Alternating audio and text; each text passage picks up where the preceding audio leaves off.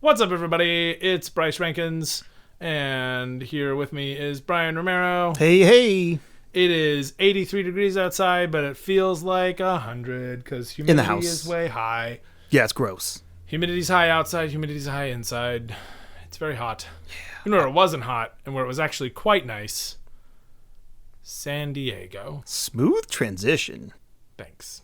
It did get a little hot, actually. I got sunburned, on multiple days. Oh, I did too, but it was still good. Anyway, today we are talking about Comic-Con because it's our, 5th or 6th annual Comic-Con recap episode. You made it! Yay! Wah, wah, wah, wah, wah. Roll that theme song. That was fun. Theme song! It's still going. Yay! It's still going?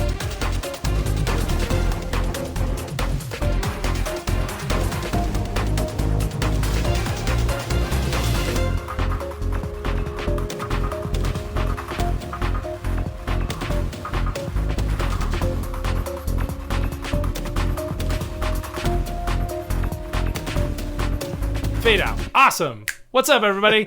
It is August 1st. We went to Comic-Con a week ago, and it took us that long to recover. Can confirm. So, this year, Comic-Con was hosted in San Diego. Last year, it was there, too. And every year before that, it was also there. So, I don't know why I went and said that. But, where do we even begin? Yeah. Comic-Con was different this year. It was. I liked it. Mostly.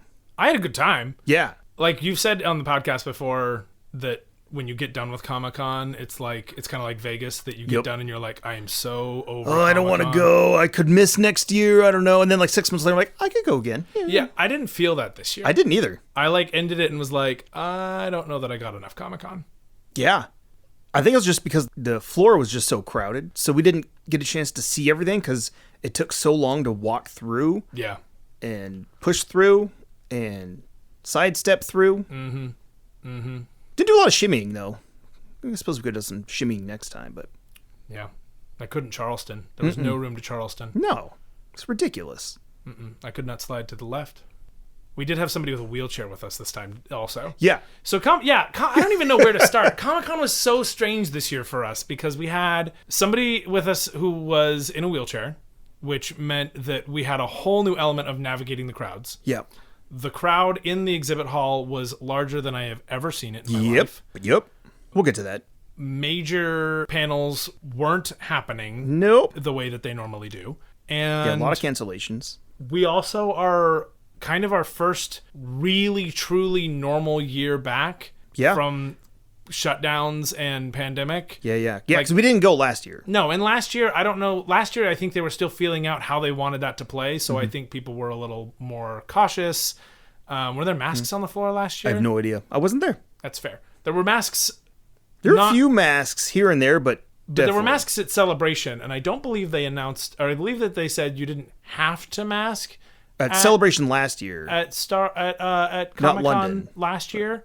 Oh, yeah. And I remember we talked about that being kind of a difference because at Celebration last year, we had a whole, everybody, some people were masked, some people weren't. Yeah. A ton of people got COVID afterwards. Yep. It was kind of a super spreader event. Yeah. We didn't. Nope. Haha.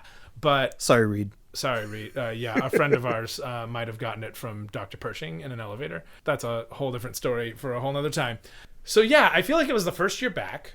And I feel like because of that, there was this kind of, ooh, this is so exciting. But then big things changed for everybody as well as for us. Most of the big panels with all the A-listers and all the pop culture kind of stuff were canceled because of the actor strike that started a week before. Yeah. And so due to their contracts, they weren't able to basically cross picket line and work because of promotion stuff. Same with the WGA. Yes. The writers are also not there on strike. to show up because they are also currently on strike. Yeah. So that took out a lot of panels, but some panels stayed open. Yeah. Like the He-Man panel was a bunch of producers. Yep. And because Kevin Smith was not there as an actor, he was able to show up as a director. Yeah. And moderate the panel, which isn't exactly the same thing as being on the panel. Yeah. Sounds like a very gray area, but Kevin Smith's the man, and we didn't go to the panel, but everybody knows that Kevin Smith likes to take care of his people. Yeah. And Comic-Con people are his people, so he did his damn best to make sure that they had a good time. And we'll get to more Kevin Smith stuff a little bit later. Yeah. Because we went to the movies pop-up for food, and it was so amazing. But, yeah, so a lot of the panels were canceled, especially the bigger ones, and some of them were adjusted. Like, you guys went to the Good Omens. Yeah, so I saw the first episode of Good Omens 2 with Nicole. Nicole was there with us. She was the one in the wheelchair because she had a foot surgery. And Nicole... She had a new foot. It works got great a whole now. new foot. Yeah. Just pop it off, pop it back down. Yeah. Like, replacing a Ninja Turtle arm. Anyway, so the panel itself wasn't really a panel. It was mostly just a showing, but they still had fan questions, but they had gotten them, I think, through Instagram back before the strike had started. So on the 10th of July, and it said up on the corner, recorded July 10th, 2023, it had a bunch of questions fielded to David Tennant and Michael Sheehan, as well as to some of the other actors who were in the show.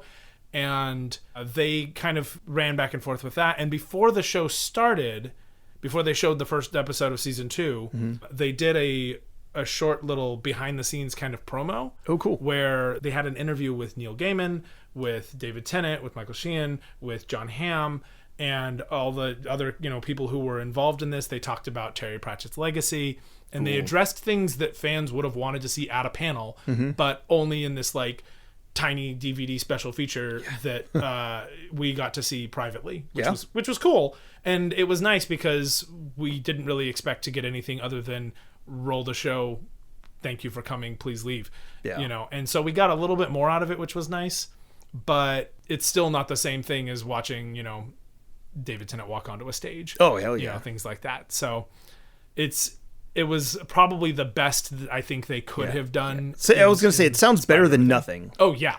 Which a lot of panels became nothing. Yeah. There were more cancellations on that app than there were open panels. And it was... Which is why there were so many people on the floor. So instead of everybody being in, line for Hall H. Yeah, and either in line for Hall H or 20 to 30 different rooms all around. For those who don't know, Hall H is the largest room for a panel at Comic-Con. It's an arena. Yeah. It's not an arena. It's flat, isn't it? Yeah. But, it's big-ass room. Humongous. Lots of screens. And, the other one is the Indigo room as well. That one normally has a ton of people. Yeah, Indigo's over at the Hyatt next door. And then Ballroom 20 is the second biggest one. I want to say it holds 3,000 or 4,000. Yeah. But all three of the main rooms are normally full and have a line to them. So for there to be, I've gotten into the Indigo room before, and I've gotten into Ballroom 20 before. I've never even attempted Hall H. Yeah.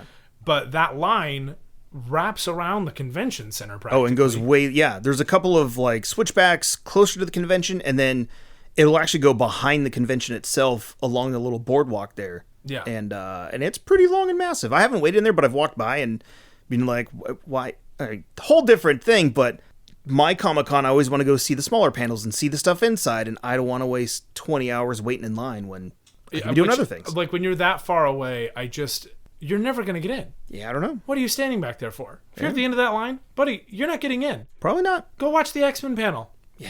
Go look at the Star Wars books. You missed it. I'm sorry. But that's, it's, I'm sure Dave can speak to it too, but it wasn't like this.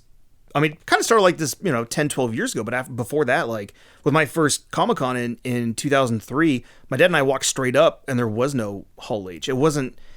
I always calling Comic-Con now Pop Culture Con. Yeah. Because that's kind of what it turned into. The sign... Good or bad. The flags on the flagpole say, celebrating the popular arts. It is a Pop Culture Con at this point. Yeah. And a lot of the pop culture wasn't there this year. Good or bad. Again, we still had a really good time. A lot of stuff to do every single day. We got lucky and got a full week down there, and we pretty much got to go a day and a half before, hang out. We went the very day before. We went Wednesday. The very day before. We went to the very day before. Yeah. Oh, that sounds way better with that accent. Anyways, we went on Wednesday, the very day before, and we got to take care of a few things, make sure we had our badges and all that kind of stuff, and just kind of take a walk around the gas lamp. The gas lamp corridor. Yeah. If you're listening to this and you don't know what San Diego is, San Diego, Spanish for whale's vagina. Not Spanish for whale's vagina. San Diego has a section of streets called the Gas Lamp Corridor. Corridor? I always think it's corridor. I thought it was corridor. Gas Lamp. They have a place called Gas Lamp. Yeah, we got to the gas lamp. And I'm going to gas lamp you into thinking that I know what I'm talking about. Anyway, Gas Lamp is this section of downtown San Diego near to the water that is near the convention center, and it's full of restaurants and museums and galleries, and a couple of hotels are sprinkled in there, and a couple of apartments are sprinkled in there as well. But it's cool as hell. Super fun. Super cool. And during the con, they shut down a lot of the streets so that you can just walk through the street, which is nice. A lot of alfresco dining is happening, more so than I've ever seen before. Oh, yeah, it was probably awesome. due to COVID. Yeah. And the restrictions for indoor eating that happened years ago. Years ago, that's a sentence. Crazy. What is time? What even is that?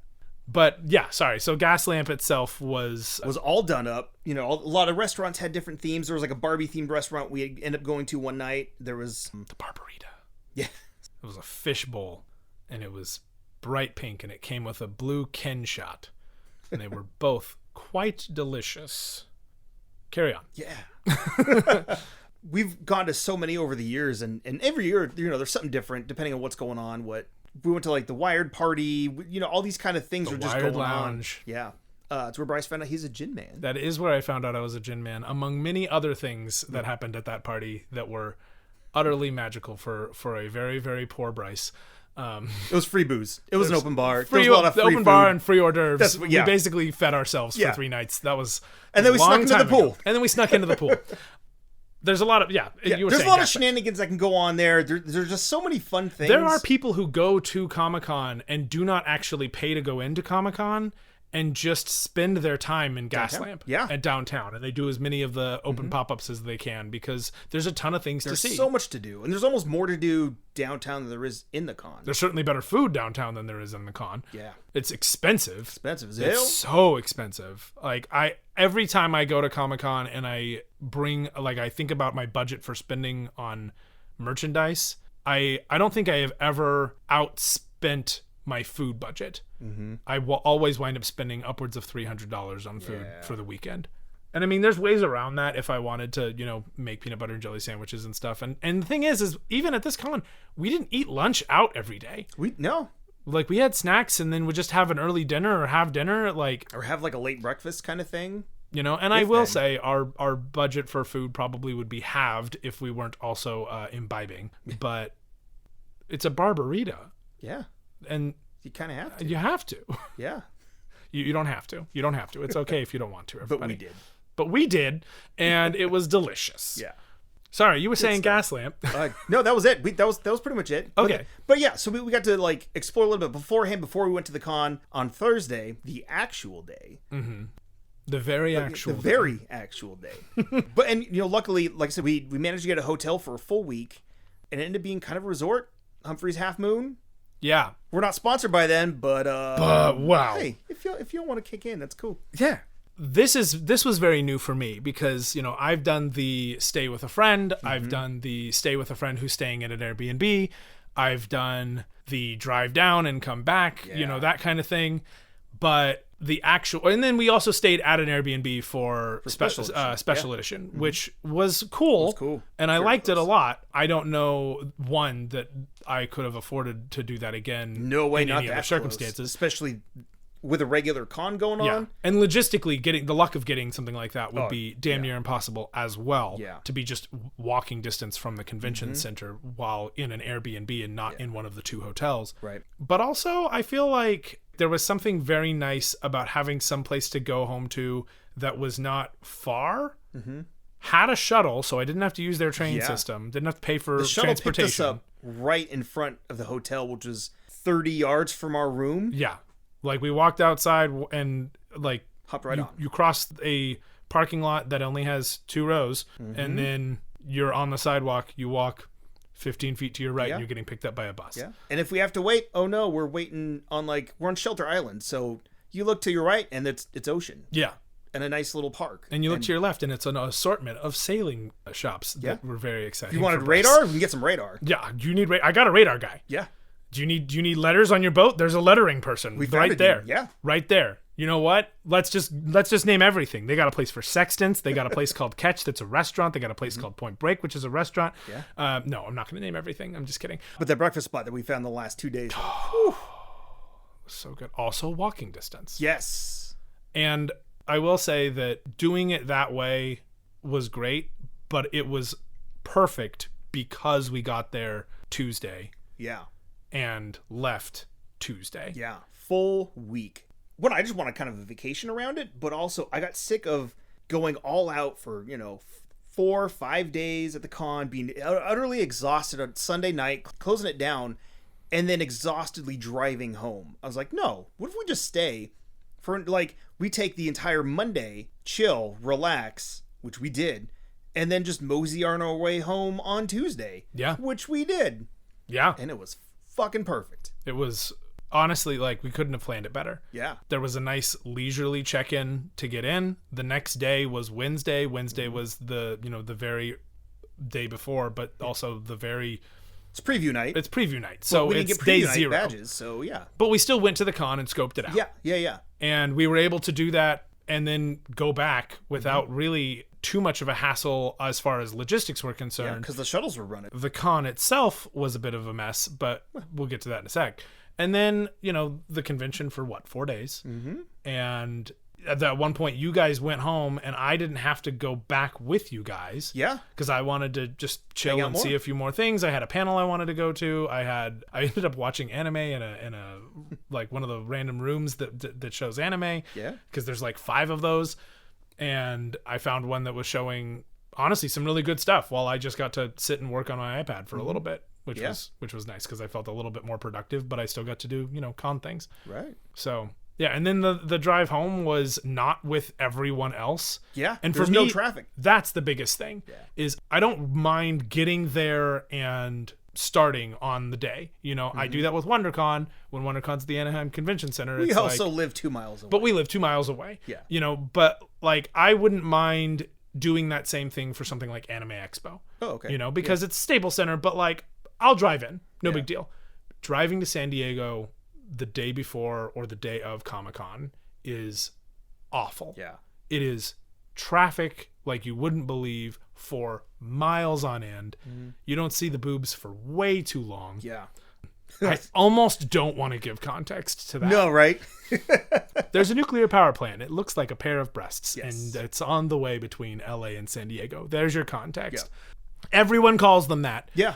So no, in fact, Lawton texted me on the way down when she came down. She's like, just passing the boobs. I'm like, cool. I know exactly where you're at. I know exactly where you are. Yeah. But yeah, the overall to and from was just so nice, and I didn't realize just how much that is what was making the con miserable for me. Yeah. All these other years. I get done and I'm like, oh, and don't get me wrong, there were people at the convention that drove me nuts. There were always are things with the way the convention was handled that drove me nuts. But the logistics of getting there and getting to the con each day. Oh, it was a breeze. I didn't realize, I had no idea how much that was affecting my con experience. Yeah. I walked home from Star Wars Celebration one night. Yeah. I walked to the house. That's a 2.5 mile walk. I just listened to music or a podcast or whatever. I think it was listening to a podcast. And that was less stressful to me than trying to get back and forth to the hotel at Comic-Con usually is. Mm-hmm. Or family friend's place that we're staying at. Yeah. And that's the problem too, is San Diego's huge. Yeah. So we'd stay at family friend's house, but it would be an hour away. Yeah. We were 40 minutes away according to their estimations, and we got there in less than 30 every time. Every time. And sometimes the bus was full, which was a little rough, but most of the time, because the buses ran so often, up until midnight, 1 a.m. some nights, wasn't a big deal. Dude, you know what else was really cool about the bus? Because we were staying at a hotel that was part of the lottery. Yeah. It meant we were surrounded by other people who were there. Yeah. As our friend Reed said in an earlier episode, it's like being surrounded by thousands of potential best friends. Oh, yeah. When you're at the hotel, you guys met some people at the jacuzzi. Yeah. And I was there when we met a few of those people, but when those people would show up on the bus coming back, oh yeah, suddenly the bus became party bus. Hell yeah. And we were just shooting the shit with a bunch of friends. I haven't had that much fun on a bus since high school. Yeah. Like, hey, you're coming home too? Okay, cool. Yeah. It was cool. And then even in the mornings, seeing people come up with their cool cosplays or just cool geek shirts. Dude, cool geek shirts, cool cosplays. People who we later would find out are industry professionals who do really cool stuff. Yeah. Just all that kind of stuff. Yeah. You get to take that magic away from the con, which means all of the stress of the con is gone while you're still around a bunch of potential best friends. And and then you replace it with all this other cool shit and people. And it was fantastic. And like, I will never not do that again if I can. Yeah, if it's possible and we can get in on it again, 100%. Yeah. 100%. So the convention itself, Wednesday, I must say, was kind of a letdown. Wednesday. Yes. Okay. When we spoke to no less than 15 different people. That sounds about right. Asked the same question several times. Like, mind you, we didn't ask all 15 people the same question. Yeah. But we asked probably about 4 or 5 questions total. Where do I get this? How do I go to this? Where's the entrance for this? You know, and we were confused because we had like ADA badges, which meant we had interesting, different information. But among those 15 people, not once did we get the same answer or information. No. In fact, most of the time, it was wrong. The information was either wrong or directly conflicted with a previous answer we had gotten. And in one case, they were both right with like an entrance we were allowed to use. Yeah. But they were still not the same entrance, and one of them made us walk way further than we needed to. Yeah. And then towards the end, I kind of started figuring out that some of them thought we were there for preview night, and some of them thought we weren't, and we definitely were not there, but we were able to pick up our things at past a certain point, which is public knowledge there. But also, like, they're just volunteers too, but it's also like this. There's basic things where they probably should know. I have no problem with a volunteer not knowing information. Yeah, I've been there plenty of times. I have a problem with the people who are coordinating these volunteers not giving them information. Because if this was one volunteer being out of the loop, that'd be one thing. Yeah. But they were all out of the loop. There was no loop. No. There was no loop. Yeah. And there's a point where I was like, you know what? I'm pretty sure we just go up, we go to this one spot. Because this is my 14th or 15th Comic-Con at this point. Yeah. I'm like, I think I know what I'm doing. But every year there's always slight little differences. And who knows what they are. Especially in the last 4 years when so many different versions of this convention have existed. Yeah. Because they were allowed to like experiment. Maybe they did decide to change some things up. Yeah. Especially, with the like special edition, that was a little bit different. And I'm sure last year was different that we weren't there for. So like, so we eventually found what we were looking for and how to get there. But it literally took us like an hour and a half of just, we got so many steps that day and we weren't even in the con. Yeah, we did manage to get inside. Well, the lobby. Into the lobby. We may very well have been able to get inside the hall if we'd really wanted to try push for it. But it was a mess. It was nice to get into AC. Yeah, it was. Because it, unlike the intro to this episode, it actually was kind of hot in San Diego. It just wasn't humid like this. Except for that one day when it rained. Yes, that was weird. That was unusual for a Comic-Con, but it's also been an unusual weather year. So today's episode, after this long introduction, is actually about El Nino and understanding the impacts of El Nino. Have you replaced your fence lately? Because you're going to have to. I ain't doing it. I did my time growing up. Yeah, I grew up in a town that gets way messed up. Yeah. A lot of steel posts replaced. Or replaced the wood posts with steel posts. Watch your eucalyptus tree that you love to play under just fall to the ground and thankfully not destroy your house. Yeah. But it did destroy the fence. Oh, ours just fell in the front reeked yard. of piss. All the animals came and peed on it. Why? Because the entire neighborhood had access to our yard because all of our fences went down. El Nino's crazy, everybody. Anyway, back to Comic-Con. Thursday, first day, was busier than any Saturday I have ever had at a Comic-Con. Yeah. There were so many freaking people. So many people. And I don't know if they just opened up more badges or if it was the panel situation, but it was nuts. The running theory, mind you, this is something I heard from someone who I'm guaranteeing you heard it on the internet. Well, they're never wrong. Right? Is that Anime Expo basically did the airline thing. And they said, now for those of you who aren't aware, Anime Expo was so packed that people literally couldn't move through the lobby this year. I saw the videos and it looked horrible. Awful. The running rumor is that the people who run AX oversold tickets expecting people to cancel. Yeah. Much the same way airlines do. And then you get to your flight and they say, sorry, you'll have to go on the next one because we overbooked. Yeah. That kind of BS. I don't know that SDCC did that. Mm-hmm. I don't know that that's what happened. Yeah. I don't know. But like, if you looked at line for Hall H on a given year, Yep. and you just said, let's take that line and put it into the exhibit hall, That'll do it. Already too many people. Mm-hmm. And that's not including actual Hall H. Yeah. Now, we didn't go into Hall H. No. And they still had some panels going on. And they had some, but the line was missing to Hall H, which means the line was in the hall. Mm-hmm. And we were already beyond that point. So, like, the math checks out. We were over that direction quite a few times. Because we kept going to the good Starbucks. Yeah, the good Starbucks was over there. Because the Starbucks in the place was screwed up orders. We made friends with people by commiserating about how awful our Starbucks was. First world problems. Yeah, right. Well, if you're gonna make me coffee, that's such a first world problem because coffee is made and picked in third world countries. This is a podcast, and I'm rubbing my temples real hard right now. So we went to the good Starbucks over at Hyatt, which was Alice in Wonderland themed, and they gave me a free cookie, so that was cool. Yeah.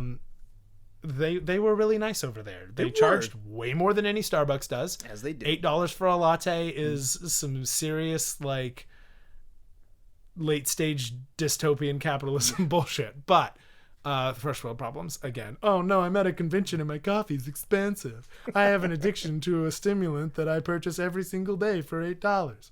Just give me my avocado toast, okay? I don't need to be a millionaire. You happy, boomers? Yeah, you happy? You happy? Again, we were over there quite a few times. And even their FX had a really cool spot over there. Hulu had a cool spot that you had to go around to the Hall H side to get to. We never saw a line for Hall H. No. So everybody was either in the hall itself or on the floor. Yeah. And by the time Saturday rolled around, people were like, it seems really busy today. And I'm like, it is really busy today. It's still not as bad as it was 2 days ago. Yeah. And I think by then, everyone was like, I need a break. I'm going to go do the outdoor attractions. What do they call them? Activations? Activations? I don't understand that word. I don't understand the choice for that. If anything, installation makes more sense. Yeah. But maybe they just like the word active. I don't know. They call them activations. Marketing people, let us know. Yeah. When you go to a convention, there are these things. When you go to Comic-Con, there's different pop-ups, activations around LA at random times of the year too. That's true. So but LA. When you go to San Diego Comic-Con, every year there are things outside of the convention center that people who have badges can have access to. Mm-hmm. And at Special Edition, there was an obstacle course that was themed after Peacemaker in his little training grounds. A few years back, there was... When The Gifted came out, you could get scanned to determine if you were a mutant. And if you were, they'd put you on this like bus thing and ship you away. There's been these various themed things. Yeah, South Park will set up a whole freaking life-size replica of South Park. Yeah, South Park was super cool. And this year they had a really good one for FX. I know that the show itself was a little bit disappointing, but like the things to do outside are really cool. Yeah. And I feel like on Saturday, people were like, let's try those. Mm-hmm. Let's try gas lamp. Let's try breathing. Yeah. But Thursday itself was insane. Mm-hmm. And by Saturday, I think people had calmed down. But that first day was so packed. Yeah. I barely saw any of the floor. I learned very quickly that I am terrible at pushing a wheelchair. I'm sorry, Brian. I did not mean to hit your ankle as many times as I did. But I'm not sorry to the lady whose ankle I hit, who darted in front of me when I was trying to pass a railway crossing and then limped. Oh, she hammed it up. Let's tell this whole story. Okay. So what happened was... We're on our way to movies because we got in for movies. And for those of you who don't know, in the View Askew-averse, that's a funny word. Why don't they say View Askew-averse? I don't know. The N works right there for universe. I don't know. Ask Kevin Smith. The Kevin Smith movie cinematic universe. Jay and Silent Bob. The KSCU. Yeah. The View Askew-averse. There's a fast food chain called Movies. And it's been in most of the movies, I think. But they had a pop-up last year. It's the core location for Clerks 2. Yes, yeah. So, but they also go there in Dogma, and it's like the Big Belly Burger of the View Askew-averse. Which one's that? Big Belly Burger is the burger chain that's in all of the Greg Berlanti DC shows. Oh, really? Yeah, that's awesome. Yeah. Like it's even. I think there's even a Big Belly Burger in Supergirl's universe, which isn't even in the same universe as Flash and Arrow. Yeah. Anyway, so movies. Yeah. So we were going to movies, and we had a 1:00 reservation, and we were like, oh, it's noon. We don't know how long it's going to take to walk over there, so let's just go now. So we started walking, and mind you, at this point, I'd hit your ankle twice. Yeah, and I was trying really hard not to hurt anybody else with this wheelchair because I felt really bad that I couldn't I kept accidentally using Nicole as this weapon. Yeah. Well, it didn't hurt, but I was more worried about Nicole's foot. Yeah. Well, that's nice. She was in a plastic boot, so she was okay. She just felt really bad because she kept hitting your ankle. Yeah. But yeah, so we started across the street, and it's a hot mess because there's a small ramp that everybody tries to go up and down, and there's people like us who actually, have someone in a wheelchair or who really do need to use it, so it's kind of hard to navigate sometimes. And then you cross the street, and then there's the railways that are there. Yeah, there's like 4 sets of tracks that you have to cross. Anyways, you could take over now. Okay, so I'm writing down this. So this is where mine and Brian's version of this story have to kind of merge because I don't fully understand what happened until Brian explains it to me later. Yep. But we're crossing this railway, right? And I get wedged and forced to be directly under the backside of the crossing guard. Yes. So the crossing guard is on a fulcrum. The bottom will go up when the whole crossing guard comes.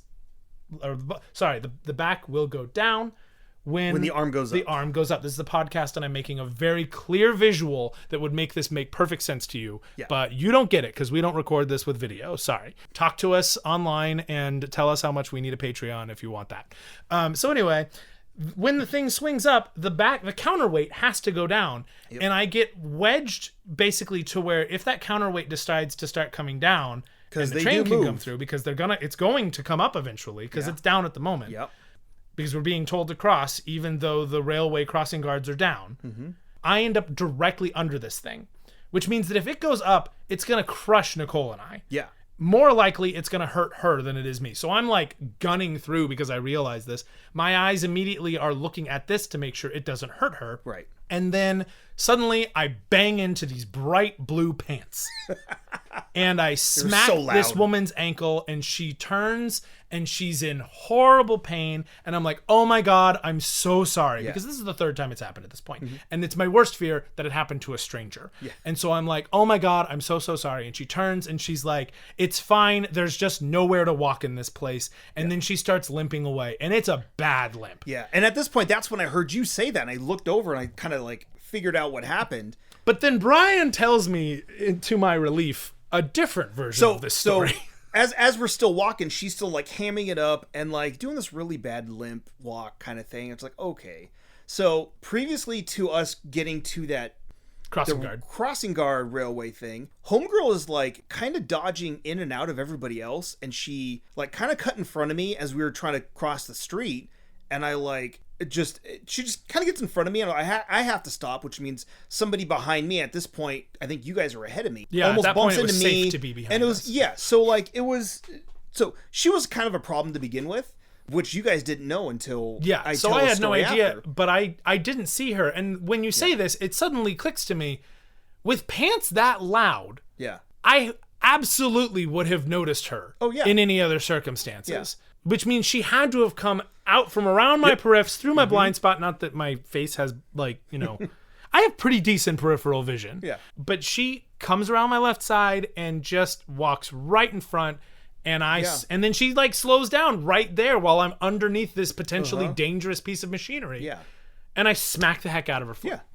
So we keep walking and she's still limping. She clearly has to go somewhere important. Yeah. So we walk like another 10 or 15 feet, and she, at this point, I'm ahead of these guys still. So I see her kind of like move up past me, and I hear her just like mumble something pissed off. She was very mad. Yeah.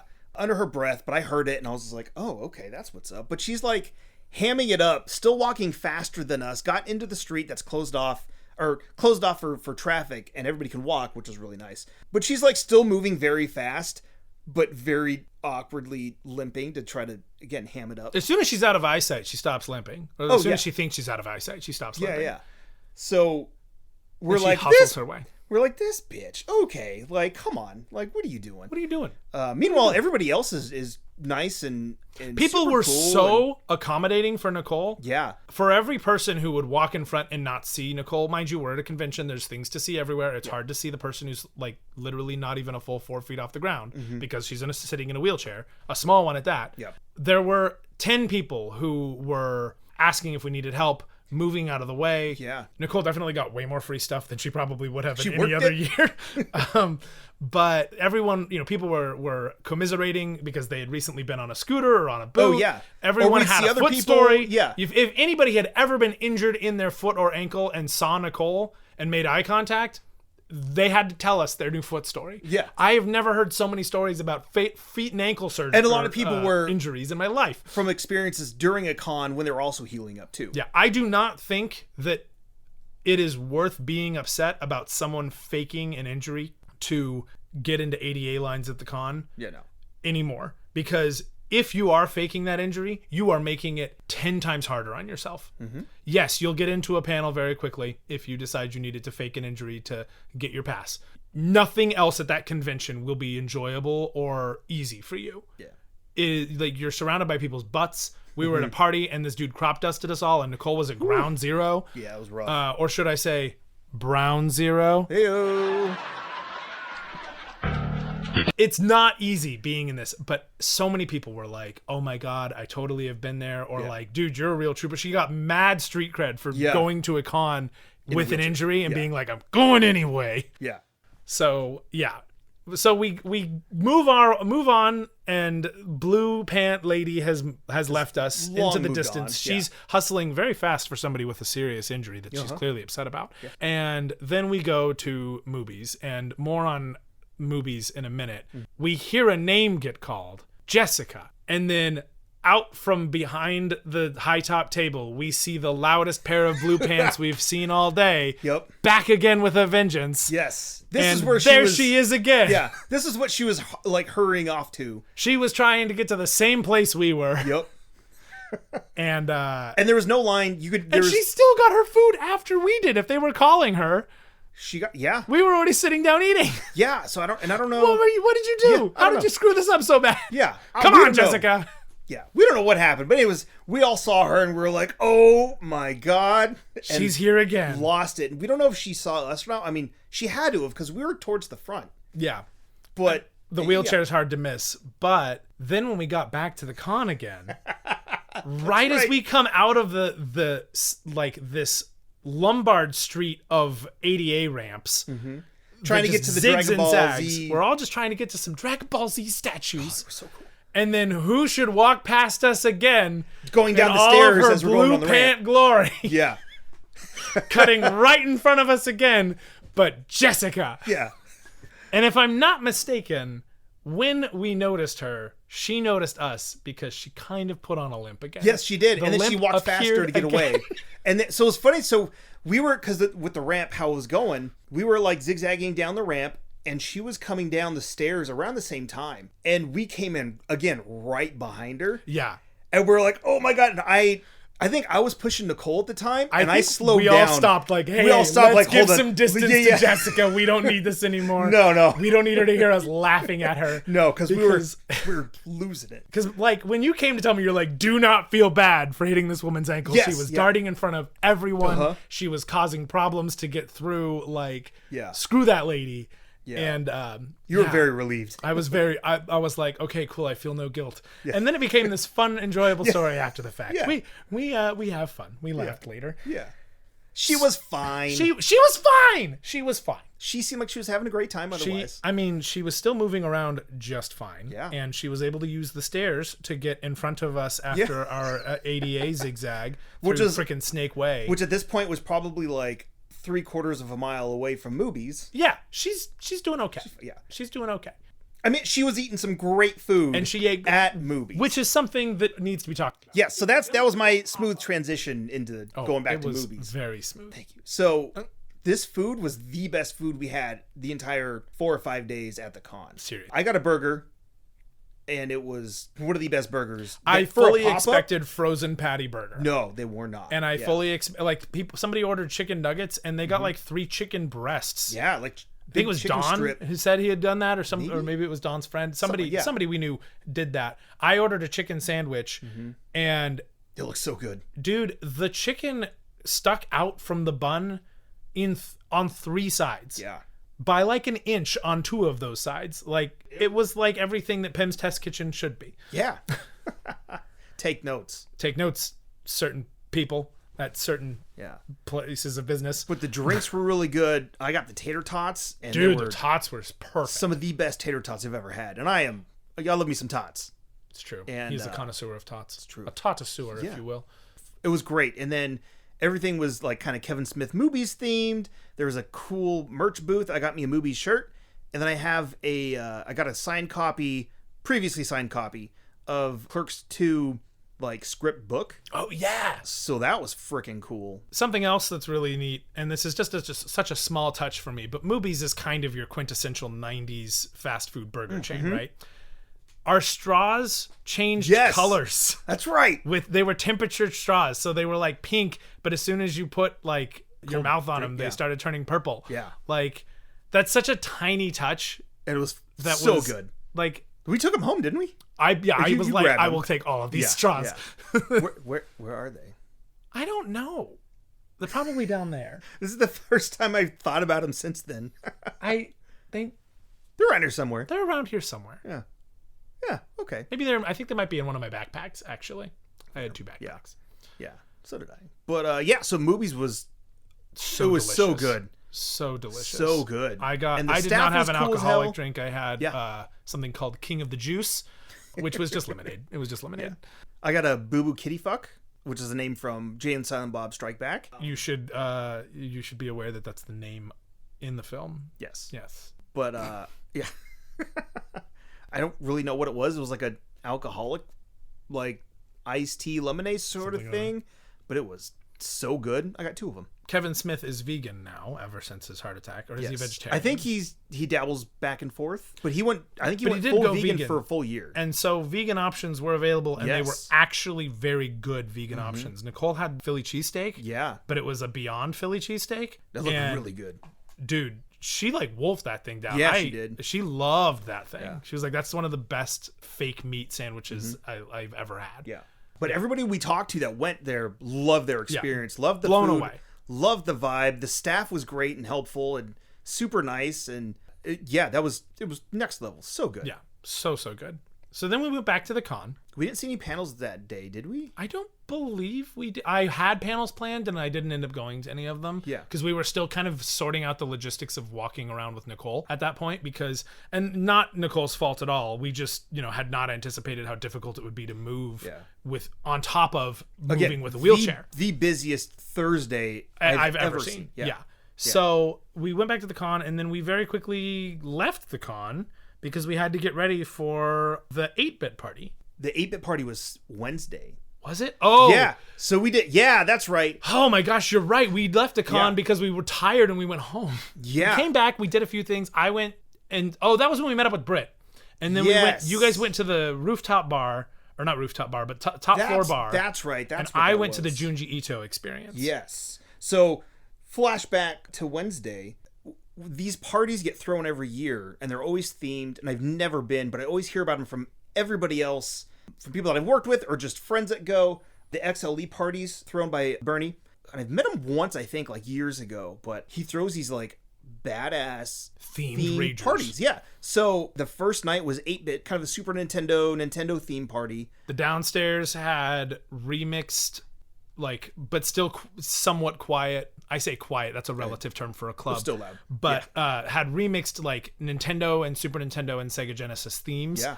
Music themes that were playing. So at one point, as we've talked about on the podcast before, one of the most soothing video game tracks of all time, the water level from Donkey Kong. Oh yeah. Tommy knows what's up. Yeah. Tommy fucks with this. The water level from Donkey Kong starts playing, and I'm in the middle of playing Turtles, I think 2 with Nicole. We're playing an arcade game, and I'm like, Nicole, I have to find Bryan so I can at least point at him and be like, hey. So at this point, you guys found the arcades and I found the bar. Yes. which is expensive. Holy crap. Insane. So Bridget and I grabbed the drink, and she's like, they're doing temporary tattoos over here. And I'm like, yeah, let's go. So I'm in line for the temporary tattoo with Bridget, and you guys were still playing the games. dart from around a video we game both kind of cabinet. like did like the side like Hey! lead. We're like, hey, It's the song. thing. It's the thing. They're The playing thing is the thing. happening. Yeah. Bridget and I played Darkstalkers, which is a fighting game by Capcom. And then Nicole and I played several levels of Ninja Turtles. You guys were there for a minute. Yeah, because they were unlimited coins. Hell yeah. Like, you turn the coins off on a cabinet, and I'm going to try to beat the game. Yeah. Like, that's just how it's going to go. So we went through several levels. I mean, I fought Bebop and Rocksteady at least twice. So we come around the corner. We see you guys getting the tattoos. You got what tattoo did you get? I got Yoshi. Nice. Yeah. And they lasted for like 4 days. Yeah, honestly, like It wasn't super full for all 4 days, but like the first 2 days. mine was there and solid. mine was there entirely until Saturday. Granted, I didn't wash it super thoroughly on that night, but it was gone by Sunday. But I had like a Metroid silhouette, Oh, okay. which was cool. And then I think Nicole Ghost? she had a boo. That's what, yeah. She put a boo on her shoulders, or on her shoulder, and then Bridget had the superstar. Yeah. So they were cool. And the tattoo artist lady, because it's just airbrush, you know, it's over a stencil, but she was super cool. She was super nice, yeah. Especially for dealing with that many people that late at night. And Yeah. She was even like trying to figure out if she could find the really good Metroid stencil and like send it back with her person the next night. Yeah. So that I could go in and get it because I was going to come back the next night. Yeah. We'll get there. How young I So, was. yeah. So we ended up at the party for a couple hours. So we were downstairs for a little bit. I went upstairs just to check it out because there's a stage. I've been to this venue before. Marvel threw a party there years ago. So I was familiar with it. I'm like, oh, there's a whole different section. Like, let me see what's popping off in there because there's a couple different bars in there and a stage and a huge dance floor. And it was packed. It was crazy cool. And there was like Bowser like castle things around the support beams. It was so cool. And unfortunately, we got there right as the band was wrapping up. But the lead singer was dressed like Marty McFly. And they were cool. They were cool as hell. But DJ Elliott, our boy from Star Wars Celebrations, was tearing it up, and So good. He's so cool too. There ended up being like a ring dancer. Oh yeah, there was an chick. aerial artist. Yeah. She was spinning like 10, 15 feet up in the air, just doing her above thing. the crowd. Yeah. Just dancing and like spinning around and like dangling from one leg and things like that. She was doing cool stuff. And then they ended up being a Princess Peach themed burlesque show that happened. Only one act. You know, it wasn't like a full-on show with like, 6 acts or whatever and a bunch of other people. But there was this one woman who did a full burlesque thing. I guess she themed won an after Peach. award, so that's why they brought her in. Yeah. Like, here's her award-winning performance that she did. Yeah. And it was, video game themed to Mario, which was pretty on brand.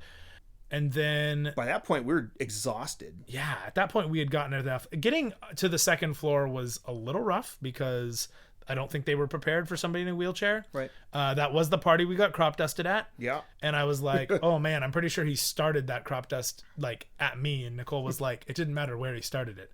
I was eye level with his ass.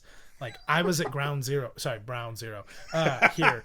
And that girl. definitely was the point when Nicole was like, I've had my fun. Yeah. Like we're not dancing here, and we're kind of in the way. We're just kind of hanging out.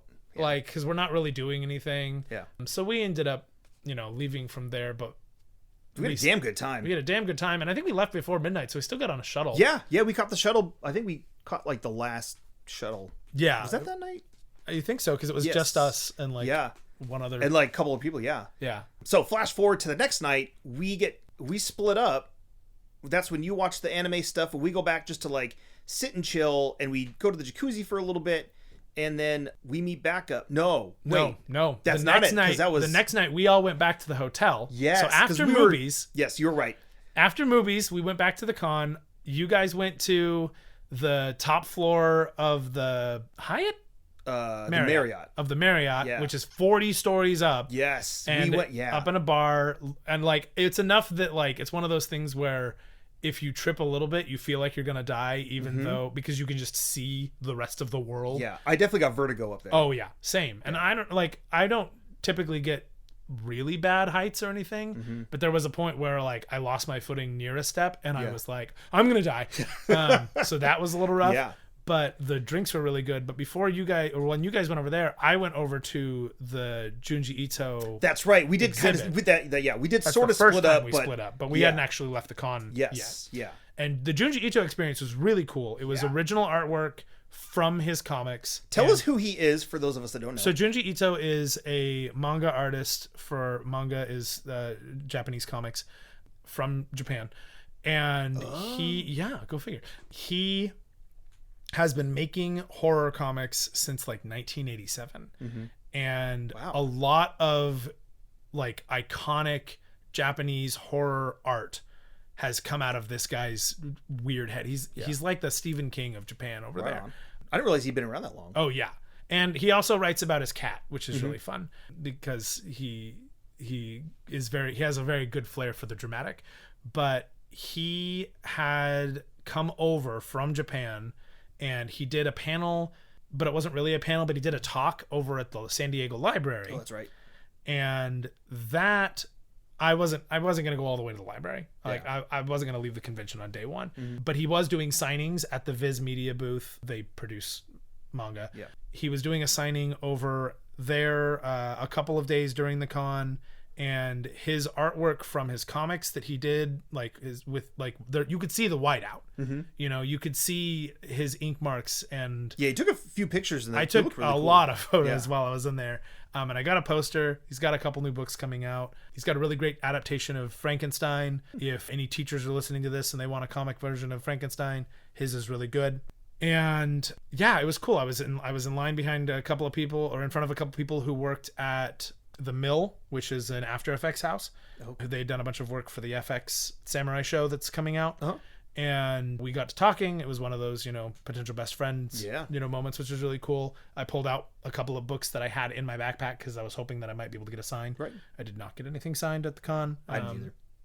It's fine. Yeah. It was just so hard to navigate everything else. Trying to add in things to the itinerary was just not feasible. Yeah. And that's fine. Yeah. But the Junji Ito artwork included like hand painted and hand drawn works for his covers and for his actual pages. And there's some messed up stuff in there. Like there were a couple things I didn't take a photo of because I don't, it specifically affects Nicole. She has a fear of too many things with too many holes. It's very common. Tryptophobia, I think. It's very unsettling. Yeah. There were a couple of those pages in there. Didn't take those photos. But yeah, it was all around very cool. Kind of small, but still really neat. Yeah. Like a small gallery showing. Yeah. And then I went over and I met with you guys, and you guys were at the top floor, and we were all like, hey, is anybody else way too freaking tired to go to a 90s party tonight? And we absolutely were. So that's when we went to the jacuzzi. Yeah. So we went up to the bar because we were waiting for Ree to get off work. And we were also just like exhausted and just needed to chill. And Brittany's like, no, I got a spot. Let's go. Yeah. So we went up to this bar at the 40th level, and we all just sat and plopped down. And realized just how tired you were. Yeah, we all got a drink and just sipped on them, and we were completely silent. We didn't really talk to each other. We just like sat and just chilled. Yeah, we're like, oh yeah, I'm tired. And we just kind of like scrolled on the phones a little bit, and once some of us kind of got like a little more energy, we went up and like went around to the windows and took some pictures, and then eventually you joined us, and we're all just like, yeah, let's just not tonight. So we went to the jacuzzi and just chilled out there, and that was another great part of this hotel is, there was an awesome pool and a great jacuzzi, and we just unwound. I think that relaxed night, there. It was either that night or the night before. The Old Crow Medicine Show was playing, and they sing Wagon Wheel. That's a song Nicole likes, but you could hear them from the jacuzzi. So this hotel has a venue. Yeah. And it's probably, I don't know, 30, 40 yards away from... I mean, it's right outside the pool gate. It's right outside, yeah. Like, if you walk out the pool gate, you go past a koi pond, and then you're at a venue. Yeah, it's right there. So it was cool. Which was really neat. So, yeah, we got home, we were like, yeah, we're not going to make it to the end of this week if we go back and party again. We are not as young as we once were. Yeah.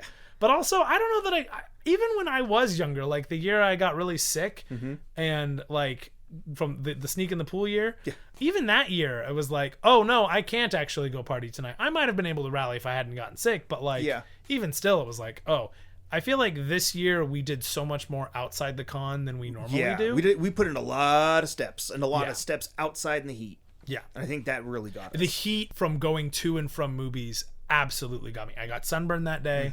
I was we all got a little dehydrated. And I definitely felt it at the end of that day that I was like, I need rest. Oh, yeah. And I was so grateful that I now have a Nintendo Switch because I plopped down on my bed and I watched or I played Breath of the Wild for like 15-20 minutes a night to just wind down, sometimes longer. And then I discovered, I think that was the night Nicole and I discovered the show. What's it called? It's that show on Adult Swim. You guys were quoting it a lot. Oh my God, it was so funny. Fact check. Give me a sec. Yeah. While you're looking that up, the jacuzzi was great too because we got to see and meet people that were there for the con as well. We met a couple that was out from New York, and she basically, I don't know if she owns or she manages. A comic book shop called Third Universe in New York. Yeah. So if you're in New York, go visit Third Universe and hang out with Sonia. Yeah. Real big Pokemon fans. Yep. So we talked about that a little bit, as we do. We met another couple that was, I think they were just there for the con, just chilling. We met up with a guy and his family, and he was the former tech director for Sega. Yeah, so he did a lot of work for the Dreamcast. Yeah, and he does a lot of cool stuff now with I think post or VFX stuff for video games, and it's great for networking, and you meet a lot of cool people. People. Nicole and I discovered a show called Royal Crackers. That's what it was. And George Zabos had a super yacht, and he had a party on it where he was trying to weed out who the non-0.1%ers were. It was so funny. Oh my God, I was laughing so hard. It had very Mike Judge vibes. Oh yeah. But yeah, it was like King of the Hill meets Bob's Burgers. I really enjoyed it. So yeah, that was Thursday. That was Thursday, day one of the con. Okay, yeah. So the party we missed was the Nickelodeon themed party. Yeah. So I was kind of bummed about that. 90s nostalgia, technically, because they definitely were gonna have like Animaniacs and Pinky and the Brain stuff too. Yeah, which is my bag. So yeah, but it was honestly, I wish we had gone to that one instead of the party we went to the next night. Yes, but the next day we'll get to that. Was Friday. Nicole and I did our panel. You did the Star Wars panel. Yeah, I had to take a call outside, or I had to take a Zoom call outside for work. So I did that a little bit. We did a little splitting up. Yeah. Which I think was the point when we finally kind of hit our stride as far as how to manage this. Yeah. Was staying together in a group was not really working for everybody. No. And I definitely am one of those people who's like, let me just walk the floor. And for starters, I hate the con shuffle. I hate moving my feet in tiny steps. It hurts my hips. It hurts my back. I wind up like angry and exhausted at the end of the day. And so I need to just be able to kind of cruise real quick, see what I need to see, and then know where I need to go later. But also I think just being able to kind of go, ooh, that thing I like, and then go there and not worry about like making sure you've informed everybody. Yeah. So there was a lot of coming together and separating. And I know that at first I was really bad about finding everyone again. And I think everyone very quickly realized that it was just easier to give up on trying to keep Bryce in the group. Yeah. And I appreciate that very much. Yeah. I wish I had articulated better that was what I wanted, but I don't know that I fully understood how much I needed a little bit of independent time. Yeah. And until I got it. And I think we all felt not obligated to do everything together, because we've also done this enough times before. We're like, yeah, I'll see you later. I'm gonna go check out this thing. Cool, I'm gonna go check out this thing. Have fun. But it was a little different too, because you're like, hey, if I lose you, I might not find you in this con. Yeah, and especially with how busy Thursday was, it was kind of, and we did have the reservations at movies at 1:00, so we definitely wanted to stay together. Yeah. And then, this is Bridget's full first Comic-Con. Nicole was, in the wheelchair. So there's a lot of little things going on. It's Nicole's first full Comic-Con too. Oh, shoot, because she did WonderCon, but WonderCon is it's a whole different podcast, Well played. And I will say that, like, something that I wish I could have done better is had a better system to see my alerts. Oh, yeah. Because I'd open up my phone and there'd be a ton of texts. And it was a little bit of music festival syndrome going on, where signal, wasn't always great because there's so many areas. people packed into a spot. Reception starts to fall apart. But, I'd find out that there were texts coming in, and they'd be like, yeah, we've been looking for you. And I'd be like, fuck, I had no idea. you know, and I had a watch that was like telling me what my texts were, Yeah. and I didn't feel it either because that was just, getting There's a bumped lot into. of people, and I can't feel it in my pants pocket. Like, going forward, I think if I were to do a con again that busy, I would intentionally set my phone to vibrate like absurd amounts. Yeah. Just so I could know. And you mentioned it before, but your phone case that you were using, like, was messing with your notifications on. Yeah, and I threw away my phone case on day 2 because I got tired of taking it off every time I took a photo. Yeah. Because that's right. It was my phone case was getting into my pictures. Oh yeah. Because the thing that surrounds the lenses was messing up. So I was like, you know what? We're done here. My phone has been in the case for I was gonna say, a and week. that thing Playing is with so fire. old and like falling apart too. I bought it at Daiso for like less than $10. Yeah. It was not meant to last me. And I bought it at Daiso, I think, before the pandemic. Oh, geez, yeah. It's like a 4-year-old piece of leather that's just sort of Just like... Thing looked flapping. like the friggin' Necronomicon, man. Like, it was not in good shape. Yeah. Anyway, but yeah, that was having a problem because I would close my phone and then I'd forget that it wasn't turning my phone off. Yeah. Because that's how that's on me because my iPad does shut down my phone when I close that. Yeah. But there's no magnet to like alert my phone to close itself like it's supposed to. Yeah. So, but yeah, the point was that if you're going to, you better have some sort of system to remind you to check back in and make sure your group is still alive or wherever they are. Yeah. But there'd also be times where I'd be like, well, they were down this aisle and I can't find them. I guess I lost them they're forever. gone forever. Yeah. And then I'd be like, all right, cool. I guess I get to look down this aisle until I run and into them. that happened to all of us. And I think when that happened, everyone was a little more common. Like, we got to... Once you accidentally run into your friends... Which totally happened too. Which 100% happens. Always. Once that happens, I think you get this sense of like, you're not actually getting lost. Yeah. I will say, what you guys did really well was when you decided to beeline from your snake, you always texted. Yeah. I don't think I ever deviated from the snake until you guys would say, hey, we're going to Artist Alley. And I'd be like, cool. I'm never going to see them. And then I would go over to Artist Alley and we'd wind up meeting up. Yeah. Or like, hey, we're going to hit up the Marvel booth real quick. Yeah. Or and DC, I had no desire to be in the Marvel booth. Yeah. Because that chaos is, I'm good. Yep. The ladies got some good stuff. Yeah, Bridget cool. and Nicole both got really cool. Yeah, and free I like swag. going there because I used to work over there, so I know a couple of guys. When there's so not a it's nice. giveaway, I love the Marvel booth. It's my favorite place. It's chill. Yeah. When there's a giveaway, Yeah. please get me away from the worst of humanity. They've all congregated here, and they're going to climb over people in wheelchairs to get what they want. Yeah, I've seen They'll hold their children up in the air dangerously I've to seen get what they want. Yep. It's a problem. Yeah. Which they addressed, luckily. Which they addressed. Yeah. But like, Shout anytime out to Ryan. Agent M from the Marvel show, like, that dude immediately was like, hey, let's be safe. Mm-hmm. And, and it wasn't like, hey, that's dangerous. It was like, hey, we're being safe. Please put your child down. Yeah. Like, we're not going to give you free stuff for holding up a toddler. Yeah, no. Like, and that's so gross. Like, to me, that is just as bad as like using your child specifically for likes on the internet. Yeah. Like, bro, chill. Yeah. Like, that's not why you're supposed to have kids. Stop taking selfies before the movie so that you can post them online with your child. We'll see you in the movie. Anyway, that's a whole different podcast about my experience of the Mario movie. Yeah. But yeah, so Friday was cool. Lawton came down that day, so we eventually met up with her in the lobby.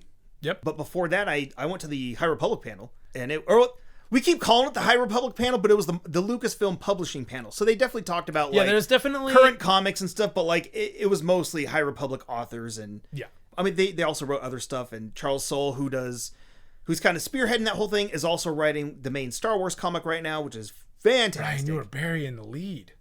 The most important person at that panel, Mark Thompson. is Mark Thompson. Our good buddy Mark Thompson. Brian, in this house, we stand Mark Thompson, Yes. okay? If you're listening to an audiobook and it's not Mark Thompson, you just read it. It's not the same. I mean, they're still good, but No, they are the same. they're They are really good. good. They're all very good. yeah. But Mark Thompson's the man. He does an excellent Yoda. He Yeah. does an excellent Thrawn. He does an excellent Obi-Wan Kenobi, which you showed me a video of. Yeah. Just a nice dude. And he loves being at cons. The thing for me about Mark Thompson that makes me appreciate him so much is that I run into him at least 3 times in the con. And he's very easy to spot. At any con. He's very easy to spot. We talked about him before. We ran into him like 4 or 5 times at Celebration 2 years ago. I got him to sign an actual book. My very first new canon Star Wars book that I ever read, he signed it for me. Yeah. and he's always so nice. So yeah, so you went and saw this panel full of lots and lots of amazing creators. Charles Soule. Yeah. Was E.K. Johnston there? Yes, she was. E.K. Johnston was there. was there. She has a new She's book been on the coming out. podcast before. Yeah. We've had E.K. Johnston on the podcast before. Yeah, she's great. There's a couple new authors. Justina Ireland was there. She's written a couple of... I love Justina Ireland. Oh, yeah, she's great. I don't know that I've read much of her work, but I really enjoy anytime she shows up. You're getting to a few of the things. I've read a lot of her stuff in her short stories. Yes. I've read a lot of her short stories in the Star Wars magazine. Yeah. So she has a bigger role writing in Phase 2 of the High Republic. Very cool. Which just wrapped up a couple weeks ago, so it's been good. And now they're starting to get to Was Phase Kevin 3. Scott there? Yes, he was. I love Kevin And George Mann, both guys out from the UK. So But no Christy Golden. No. Okay. Or Claudia Gray. Nope, she wasn't there either, sadly. Who's also awesome too. But anyways, solid panel. Mark Thompson did a reading of one of the books that's coming out.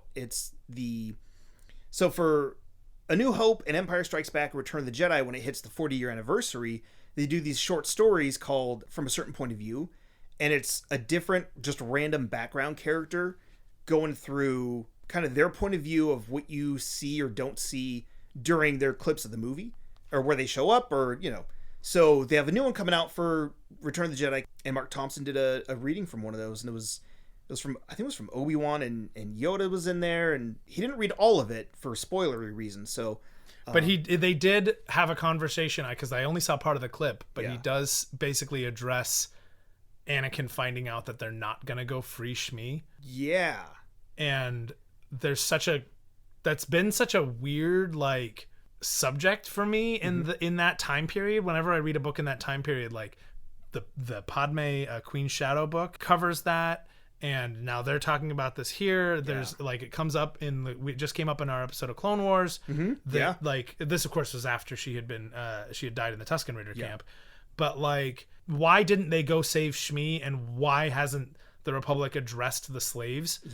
The slavery problem in Tatooine and the hut space is such an interesting thing. So I'm very excited for where this book is going on my less than 10 seconds of knowledge that I have of it, of just Mark Thompson. That's what it was. It was Anakin, Obi-Wan, and it seemed really cool. So I'm excited for it. I still need to read the Empire Strikes Back one, but the New Hope was really fun. So Kristen Baver has a short story. So she's there, and she's been really big in the online stuff, YouTube videos.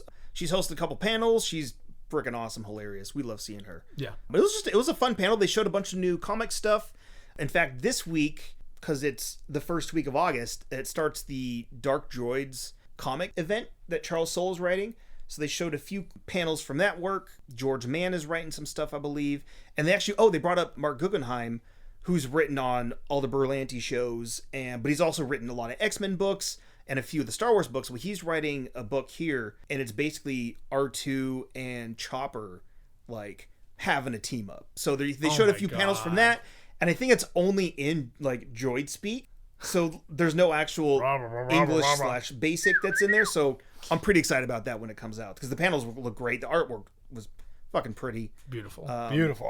That's exciting. But also, there's a variant cover of one of the comics that has HK-47 on it from Knights of the Old Republic. So I don't know what that means, or... That's the thing with variants, man. You never know. I think Reed and I talked about this over the weekend, that a lot of the comic covers don't have anything to do with the comic itself sometimes. So yeah. So the next day on Saturday, when I went to the Jim Lee panel, they revealed some cover art, and there was some art of Batman, basically a giant Batman mech fighting Godzilla. Was a cover that Jim Lee is gonna have, and that he said he didn't even know that Kong was in the story when he got the commission to do this cover. This variant. So a lot of these variants, it's hey, do a thing. Yeah, make it look cool. And make it look cool. So they don't even have the story notes. This is Jim Lee. Yeah. He's the head of DC. Yeah. And he didn't know that Kong was going to be involved in this event when he was asked to do this cover. Yeah. So it could be, that HK-47 is finally making an appearance, or an HK-47 unit that is actually in the style of the original unit versus the newer HK models that are in the Mandalorian. The Mandalorian. Yeah. But But yeah, it's still Could cool be. to see it. I mean, any love for HK47 Hell is yeah. love that I will absolutely appreciate, even though he doesn't know what love is, and will gladly take you out, meatbag. Yeah. Classic. Classic. Go play Knights of the Old Republic. HK47. It's available pretty much everywhere now. Yeah, it's on the iPad. Yeah. It's on the Switch. you It's go. on Steam, isn't it? Yes, it's on Steam. Played on the OG It's not Xbox. on PS5, I don't think, because I don't think it's on PS4 either. No, probably not. What the heck, Sony? Get your stuff together. Yeah. Anyway, go play Knights of the Old Republic. You can put it on your phone. Yeah, You can just play it on your phone. do it. Why are you on Words with Friends? No one plays What that year anymore. is it? Why are you on Threads? You could be on KOTOR. Or Blue Sky, or any other Twitter What's Blue Sky? placements. That was out like a month or two ago. Oh. That's a whole. Well, it wasn't put out by Anyways. Zuckerberg, so I don't trust it. Anyway, Yeah. so that was Friday. Yeah. We went home that day. Yep. Oh, we went home that day, and then we ended up coming back for the Emo Monsters Ball party. Yeah. Thrown by the XLE Productions. But It we got there very late because we went to get food, met up with our good homie Veronica Yeah. that we met working over on Mando. Mm-hmm. And we hadn't seen her in years. Yeah, I hadn't seen her since 2021. Yeah.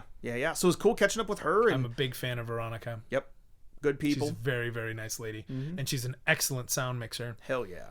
Hire her. She's very good. She's very good. Yeah. But that's when we got the Barbie drinks. and Yes. the Barbie foods. The Barbie drinks. Before that, on Thursday, I want to say, when we got the drinks at the tequila place we went to Yeah. at Ooh, Special that's Edition, right. we got these. We were there. She was like, "You want to make it a double?" I didn't realize they were going to double the price. I don't know. You double the tequila. I don't. That doesn't mean you're going to double everything else, right? Maybe I don't know. Anyway, the double also came with popsicle Yeah. and chamoy stick, Yeah. and it was so in a good. fishbowl, and it was Not quite the usual fishbowl, but best it's in a big mango- ass cup. it was a goblet. Yeah. And it was huge, Yeah. and it was $26 a drink. Yeah. And we did not know that, No, we did not. and I only regret that price a little bit because that was It was so it was freaking basically good. 2 drinks. Yeah. And that popsicle made the drink. Oh my god. I let mine melt down a little bit. What's crazy is yours was able to melt down because you had it on the rocks. Yes. Because I had it blended, I would just pull it out and frozen margarita would be stuck to my popsicle, Which is also cool. which is not a problem. No. I am not mad about this. I'm quite happy about this. Yeah. But so then we were like, let's get another goblet drink. And that's when we got these big ass pink Yeah. Barbaritas. They came with the pink sunglasses.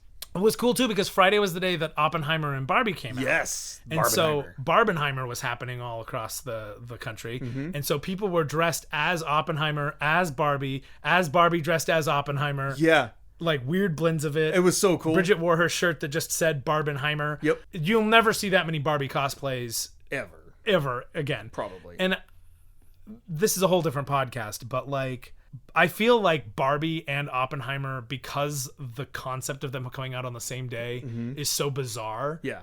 that That hyped it up even it more. hyped both of them up enough. I don't think either of them would have had the successful weekend they had. Oh, had not at all. Had they not been like, guys, these two, like a new Nolan film and Barbie are both coming Yeah. out, and they both The two look great. Super opposite movies. Like a comedy, Yeah. making that much money. Yeah. These days? It was great. I saw it this morning. Yeah, I fucking still loved haven't- it. I still haven't seen it, Yeah. but like it. I mean, it was insane. Yeah. The amount of just cultural zeitgeist that is Oh, happening yeah. around this movie. Yeah. After years of nothing. Yeah, Because yeah. But again, that's a whole different podcast. that's a whole different podcast. Yeah. But so we up at the Monsters Ball emo party way later. We But missed. I don't even know if calling it emo party is remotely accurate. No, because when we showed up, it was an EDM party. There was It was a rave. there was no one there who looked emo. There was nothing about the decor that looked emo. It very It's a much little more felt Monsters Ball. haunted house. Yeah. There were spooky trees. Which was cool. I Yeah, awesome decor as usual. mean, I was honestly a little pleasantly surprised because I was like really worried I was gonna come in and just hear a bunch of screamo, and that's like the last thing I want. Yeah. Like Fall Out Boy is kind of the if we've moved from flannel and thick rimmed glasses emo into like scene kid emo, I'm officially out. But like I'll listen to some early Fall Out Boy, some From Under the Cork Tree, some Helena, My Chemical Romance, not Michael Romance. No, My Chemical Romance. Jimmy Eat World, classic emo. Is Jimmy Eat World emo? They were emo before emo was emo. I mean, I feel like Weezer was kind of... Yeah, they were kind of there. But anyways, we missed... We didn't get any of that. No, we walked in and we had this weird... They made me throw away all my Aleve. Yeah. Because they were like, you can't be bringing in a bag or a bottle full of pills. Rightfully so. But I, for a brief moment, wanted to go, you know what? Because Nicole's foot injury was so severe, like, I needed to make sure that I still had the Aleve on me. And I very briefly was like, maybe I don't need to go in. Yeah. And I honestly wish that I had. Yeah. I wish that I'd just been like, I'm all right. Yeah. Because it wasn't good. Yeah. The DJ pushed play and then did the awkward jumping arm raising thing. His transitions were odd and out of sync and off beat, which as a drummer like threw me off big time. As somebody who has DJ'd before, I mean, I say it like I used to feel like I was not legit because I was operating entirely on a virtual machine, you know, on my DJ YouTube. That was never my name. Mike Thompson suggested that I play a song called Birthday Sex. I had never heard of the song Birthday Sex. Rather than torrent it, I just pulled it up on YouTube. I transitioned and transitioned out of it very well, while just like old Greg. College was weird, okay? It was good times. But like, as somebody who has DJ'd, without even a set of headphones to give me a separate track, where I had to very quietly play the track to get them to sync so that I could keep the beats per minute from getting out of sync. Yeah. All the work I did was on like one computer. Yeah. And like there was a legit DJ in the con who was operating entirely out of a laptop. You know, no discs, nothing. No table, nothing. And so if that guy can be seen as legit with only a computer, I feel like I can too. Anyway, this has been Bryce Defense's DJ career. Yeah. But in the I don't know, 5, 6, 7 times that I DJ'd or whatever, probably like 4. There was there were 2 rules that were taught to me by our friend Emmanuel. And one is never get to full silence. And if you get to full silence, you better have something queued up like Party in the USA or Hey Ya that's going to send people fucking pop. And then it's going to feel like you went silent on purpose. Yeah. And number 2 is don't slow down your beats per minute or speed up your beats per minute so drastically that you have to do it for like more than 3 to 5 seconds. Yeah. This guy did like 10 seconds of like, it was like,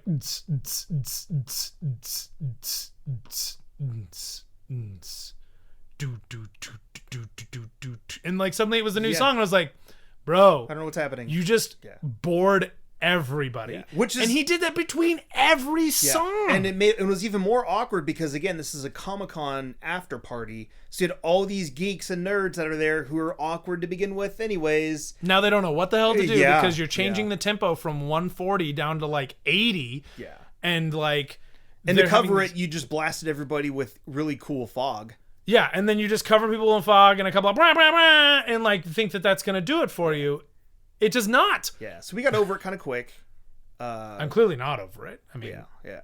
Anyway, but yeah, fundamentally, I was a little offended. bit. Like we tried dancing and just hanging out and vibing and stuff, and it was just like, oh, okay, we'll see what everybody else is doing. And then everybody else was also over it, and we were like, yeah, it's about that time.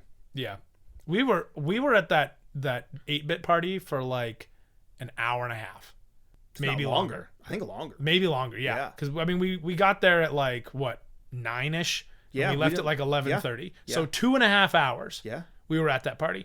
I don't think we made it a full 45 minutes at this party. If barely an hour, if that. Yeah. We were like, and even some of the people that we did know that were there, bounced kind of quick. Yeah. We got there and they're like, yeah, we're not feeling this anymore. And then another good friend of mine showed up. And he's like, yeah, like I was the only one from my friend group that really wanted to stay at this party. And then once I think he was trying to just power through it. And he was just like, yeah, I'm over it too. And he followed us out. But no, I mean, yeah. So, you know, we tried. We also, again, we got there late. But solid Barbie drinks. I don't think being there early would have saved that party for me. Oh. Like I'm sure I think it had better music from what I heard from everybody else. I heard DJ Elliott was there at the beginning of the party, so that would have helped a little bit. But like, given that we were there with somebody who was in a wheelchair, it was a little bit tougher. And everything else, it was like, it would have been better, but it still wouldn't have been nearly as good as like the because that's not your party. again, it's not my scene. You're gonna get more excited about Nintendo stuff than obviously emo stuff. But and even if it wasn't emo and the rest of the night was also still just not really emo and was more Monsters Ball themed, the people walking around on giant stilts and stuff, they were super nice. Yeah, they were like finding ways to block people so that Nicole and I could pass through. That's cool. Like it was basically like Halloween Horror Nights monsters being like, move out of the way so this nice lady in the wheelchair can come. It was like, well, that's neat. What else you got? Yeah.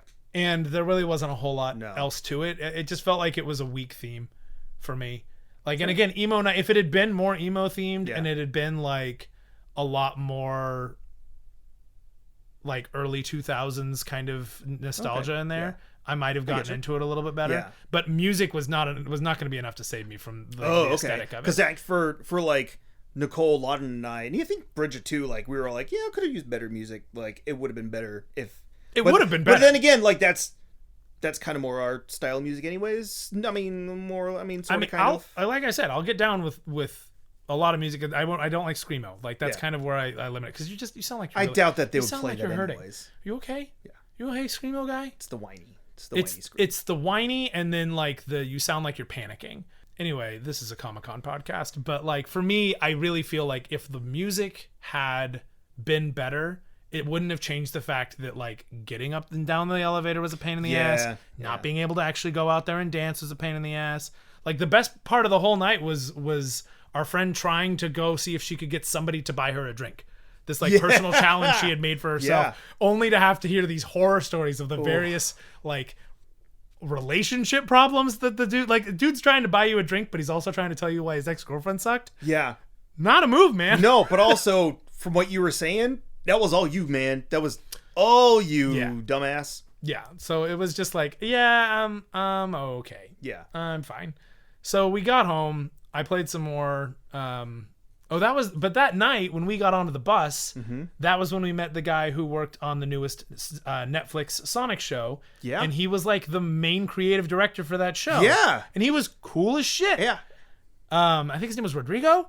And he was super cool. You guys were talking like the dude. whole I was right picking back. his brain as much as I could with the woman in front of us constantly turning around and interjecting on our conversation. When I was like, "You need to stop talking, please, ma'am. Please, you're not part of this conversation. Every one of us is uncomfortable here." And then that's right. And then Saturday, because she kept trying to like change the subject, and you guys were obviously we were in it. You were in it. Yeah. It was really cool. So Saturday comes. And Saturday was awesome. There were less people at the floor. Yeah. I got into a panel I wanted to see. I don't remember what panel it was. Art panels. Was that Sunday? They all after. It's all blurred together. Yeah. But on Saturday there was no party that night. Yes. So we were able to that was the Tori Amos night. No, Tori Amos night was Sunday. Was that Sunday? It was Sunday.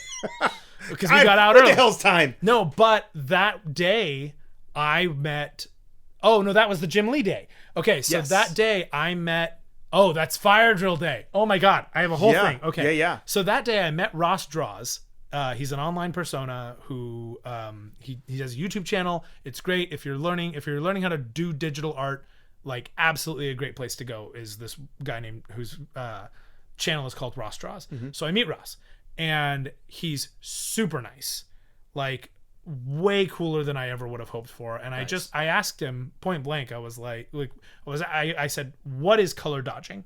Because it's something like his like motto is like make every day a color dodge. And like color dodging is like his whole shtick. It's an excellent tool to know how to use when doing digital art. So he gives me kind of an explanation of what color dodging is. It's definitely a way to like bring out really vibrant colors and increase contrast in the right areas of your thing. So I said, hey, I drew this picture like 2 years ago. Can you look at it? Give me some notes. Yeah. And he was like, sure, why not? So he like was not planning on giving a lesson, but I got a free lesson out of this guy. Hell yeah. As he looked at it and he was like, I would definitely put this darker, put this more in silhouette. I would put some highlights on this, bring that out, do some color dodge here, do some color dodge here. And he actually like went on your iPad and like circled. I told him, I said, I'm a visual learner. I'm sorry. I won't remember all of this. There's so much going on. And he's like, I don't use this program. And I said, like, if you could just scribble where you think things should go. And he goes, okay, so right here, draws it all out, shade this part in. And so I did that for the rest of the day. You guys went home early because everyone was exhausted, and I was like, I want to see this floor. And I haven't actually gotten to walk the floor at a normal speed. You're right. Yep. So I start on the far right of the floor, and it was an area that none of us had seen the entire con up to that point. Like, we didn't even know some of these people were here. So I start walking the floor, snaking around, and then I get a text from Britt that the Jim Lee panel is going to start soon. So I book it over to I think Ballroom 20.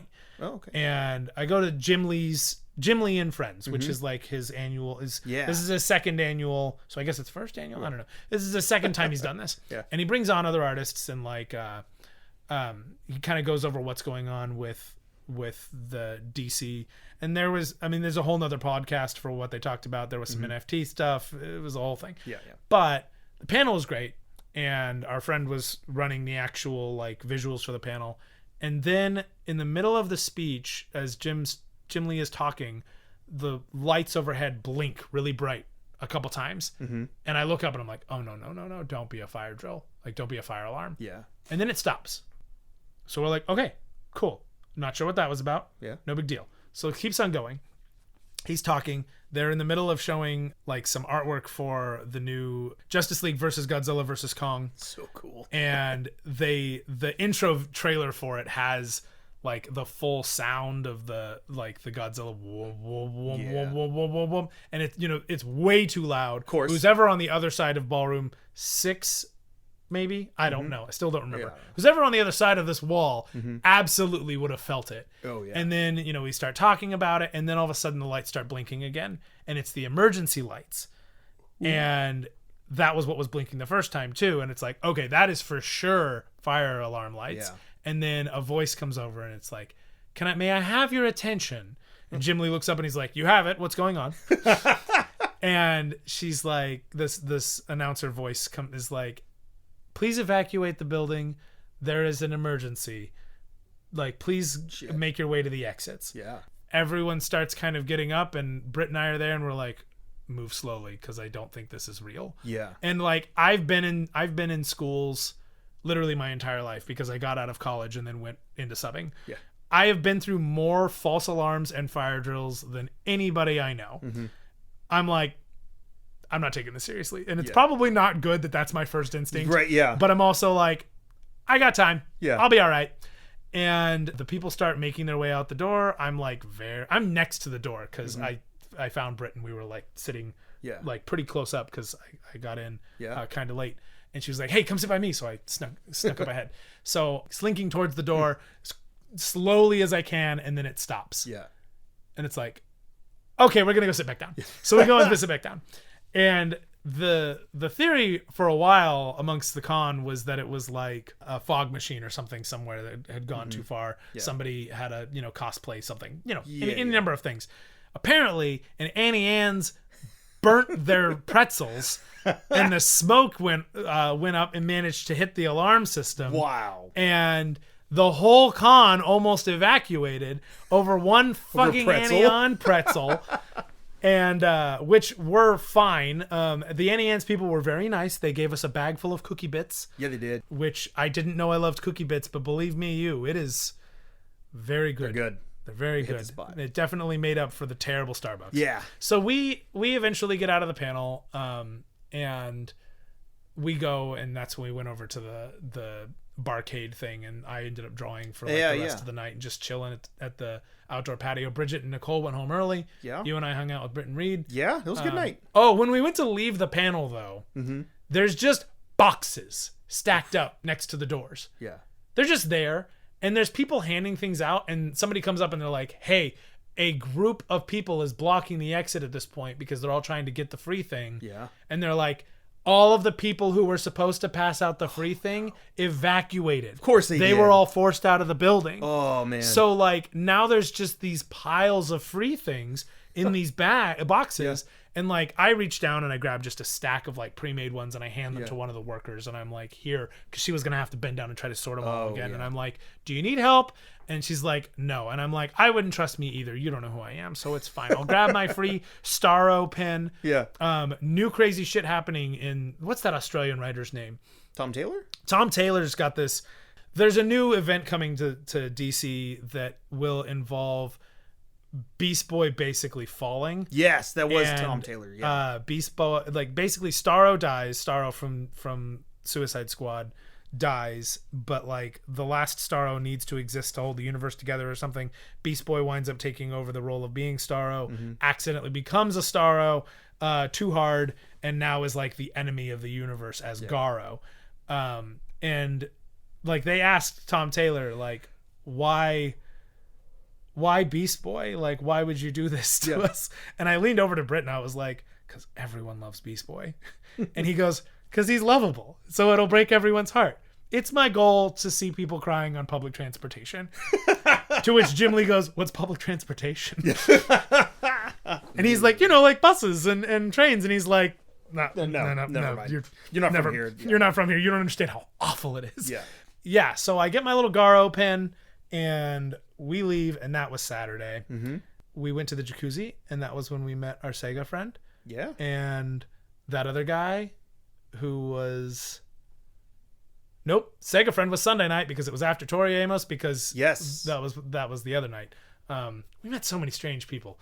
But yeah, that was cool Sunday. People. So many strange people. Actually, no, I think that night we were like, let's go to bed. Yeah. And that was, I think Monday night we did that. They blurred together after a minute. Yeah, I know we went to dinner. We walked to dinner somewhere around nearby. And then Sunday, which was last day of the con, still hadn't seen the whole floor. Yeah, we managed to see most of it that day, I think. Found an artist that I really liked.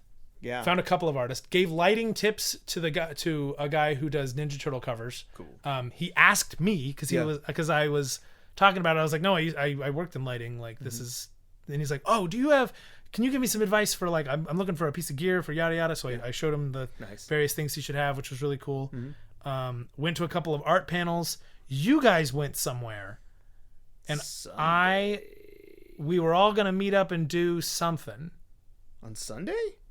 Because I know we got some of the artwork and stuff. I was getting out of my panel, and we were all going to meet up, and I said I won't be there until like 2, because you guys had all met up to do something. And then Bridget was doing the giveaways at 2 and 4. Yeah. We went over to go get food somewhere. Oh, we end up... Yeah. This is just sounding like two old men talking about trying to remember. You know what? We went to go get lunch. We went to get lunch. Britt came with... And then we sat down, and then Bridget was getting antsy because she wanted to go to the giveaway because it was like 4:30 at that point. Right. So she went over there. We finished lunch, and then we went back over. Oh, yes. That was where that was the other place that had like really good tacos. Yeah. It was the taco place. That's right. Yeah. Got some fish enchiladas. Whew, they were good. And like more on this on a different podcast. Like, but one of the new things for me at conventions is art classes. Yeah. I love doing we're going to teach you how to do this thing with like industry professionals. Yeah, that's cool. Oftentimes get free art. You definitely get to like make cool things. So I went to like a life drawing fundamental class to kind of refresh. Yeah, you did do that earlier. And I was going to do a storyboard one, but I wound up on the wrong side of the con because that's the app is terrible. Yeah. But something we didn't mention is Saturday night. Saturday night, we went to FX on Saturday night. That's because right. We were getting mochi for free. Yeah. Which was delicious. Brian didn't have any because he didn't have any more milk pills on him. Speaking of being old men. Yeah. And then we watched they made the mochi in a big ceremony. Yeah. And it was like 10-15 minutes. Yes. And I was like, dang, if this is the mochi making, imagine what the stunt show's gonna look like. Yeah. The stunt show was like 1 minute and 45 seconds. And it was not great. It was... Bryce had the most fun out of all of us. It was fun. We were all disappointed. It was fun. The rubber swords were not great. As soon as they pulled them out and I saw it moving, not like a sword, I'm like, oh no. Yeah, even katanas don't wobble that much, buddy. That was a problem. But The stunt show was still enough that I was like, I mean, these guys are definitely trying their best out here. No, totally. They're Yeah. having a good time. Yeah. It was kind of the sort of stunt show you would see in a parade, though. It's enough, but then you leave. Yeah. It was like, very short. I know we're kind of biased a little bit, and like because we've seen actual stunt performers. We've seen some actual cool stunt shit because on I've set. been behind the scenes, even at live performances. I've been to the behind the scenes, like I've been behind the curtain for the Waterworld show, which has won all the awards. Yeah, I know what good stunts look like. Yeah, not to mention all the stuff we've seen on Mando and everything else that we've worked on. Yeah, this was there was some rough misses. Yeah, you know. I watched Paz Vizsla fight Mando for the Dark Saber live on set when I was working on Boba Fett. Yeah, and I watched the Ahsoka magistrate fight. Yeah, and the Boba Fett stormtrooper. The jumping around and the fight choreo when they were making contact. Yeah, was great. It was cool. When he had to throw the kunai and he missed by like 4 feet, I was like, someone in this audience thinks this looks really cool. Yeah, and like the breeze kind of kicked in too, so it went off course. Yeah. No, there were definitely places in the audience that were probably better because you couldn't see how far off some of these swings were going. Yeah. You know, the way actual stunts work, you know, it's not like you punch the guy, but I mean, Luke Skywalker misses that guy's face by like 3 feet in Return of the Jedi before he kicks into the Sarlacc. Yeah. You can see it not make contact. Yeah. He's using the Force, obviously. Yeah. That's what, and that was it. Yeah. I don't know. I had a fun time. I was full of mochi. They had a little koi pond that you looked into, and it did an Instagram filter on your face, which was cool. Yeah. There was a What We Do in the Shadows little thing they had going on. You spin the wheel and got something, but the line was crazy long the whole time, and understandably because that show's amazing. There was also an American Horror Story thing where you talked to somebody in a creepy mask. Yeah, it was okay. I didn't know what that was. I didn't know. I mean, I haven't been into American Horror Story since like the circus, so maybe Roanoke, I guess. But yeah, it's fine. So we ended up leaving, and that's when we wanted to meet up at the barcade, because we were walking to it, and then we looked behind us, and out of the stadium was a Futurama drone show. Yeah, it was like Bender's face, Nibbler's face. Leela was there. Leela's face, the Planet Express logo with like the logo spinning around. Like, we were at a weird side angle, so it was kind of hard to see. But when we could see it, it was like it was still the closest thing to the Jaws like revival shark in Back to the Future that I've ever seen, or like Welcome to Biff's like floating hologram thing. Yeah, like so that was really cool. Yeah, but that's when we were on our way to the barcade with Reed and Britt. And are you following this at home? Are you all understanding? Because I'm barely, and I was there. We're barely hanging on here. Okay, so Sunday we went to the thing. It was nice. I saw a lot more of the floor. Saw a lot more of the floor. A lot less people there. Yes. Ran into my friends, our friends of the podcast, Nicole Gu and Dave Baker. Dave's got on like episode 160 of the Deep Cuts podcast. Wow. Yeah. Because they put one out every week. Yeah. Yeah. Imagine that. I'm crazy people every week. What are you doing? They have an editor. That's what they're doing. They have an editor. Must be fucking nice. Yeah. But I bought some cool artwork. Nicole you bought some cool artwork. Yeah. I'm looking at it right now. There's like a Leia with her lightsaber with a. It's fucking pretty. It's gorgeous. There's a cool Luke Skywalker taking down the Death Troopers. Yeah, I saw that. I'm like, Death Troopers. I need that. And the guy's like, "Oh, this is cool." And I'm like, "No, it's special to me because like I worked on the show and I was there." He was like, "Whoa," and I'm like, "Yeah, whoa." So I picked up that, and I picked up this really cool Clone Wars era Ahsoka in like super fancy framing. Thank you. That's what I'm looking for. Yeah. And I found some books I was looking for. I'm on the lookout for the Kanan comic books, the single issues. So I found a few of those. Yep. Which was nice. Found a few of the old school Dark Horse comic, Dark Horse Star Wars comics. Yep. There's a lot of Dark Horse comics there. But so I picked up the few things I was looking for. I popped back by Ross Draws and I showed him what I worked on the night before because I was like, "Hey, I want to show you what I did." And he was like, "Dude, this looks so good. Like, you see what I'm talking about increasing the like how this works and like you see what I mean here?" And I'm like, "Yeah, dude, it's awesome. Gorgeous. Yeah, like this is way better than my original piece. Thank you so much." So I got to see him and then talked to him again. Went to Artist Alley. Did Artist Alley. Yeah. That's when we gave the lighting advice. We kept walking by the Star Wars booth, which had all the new Ahsoka stuff. So had our lightsabers. It had the bad guys' lightsabers. It had some gorgeous artwork. They had a full chopper. Full chopper. Yeah. They had the full mural from the end of Rebels. Yeah. Yeah. Which we saw in Celebration in London. Florence and I did. We should do a podcast on that one of these days. Anyways. Yeah.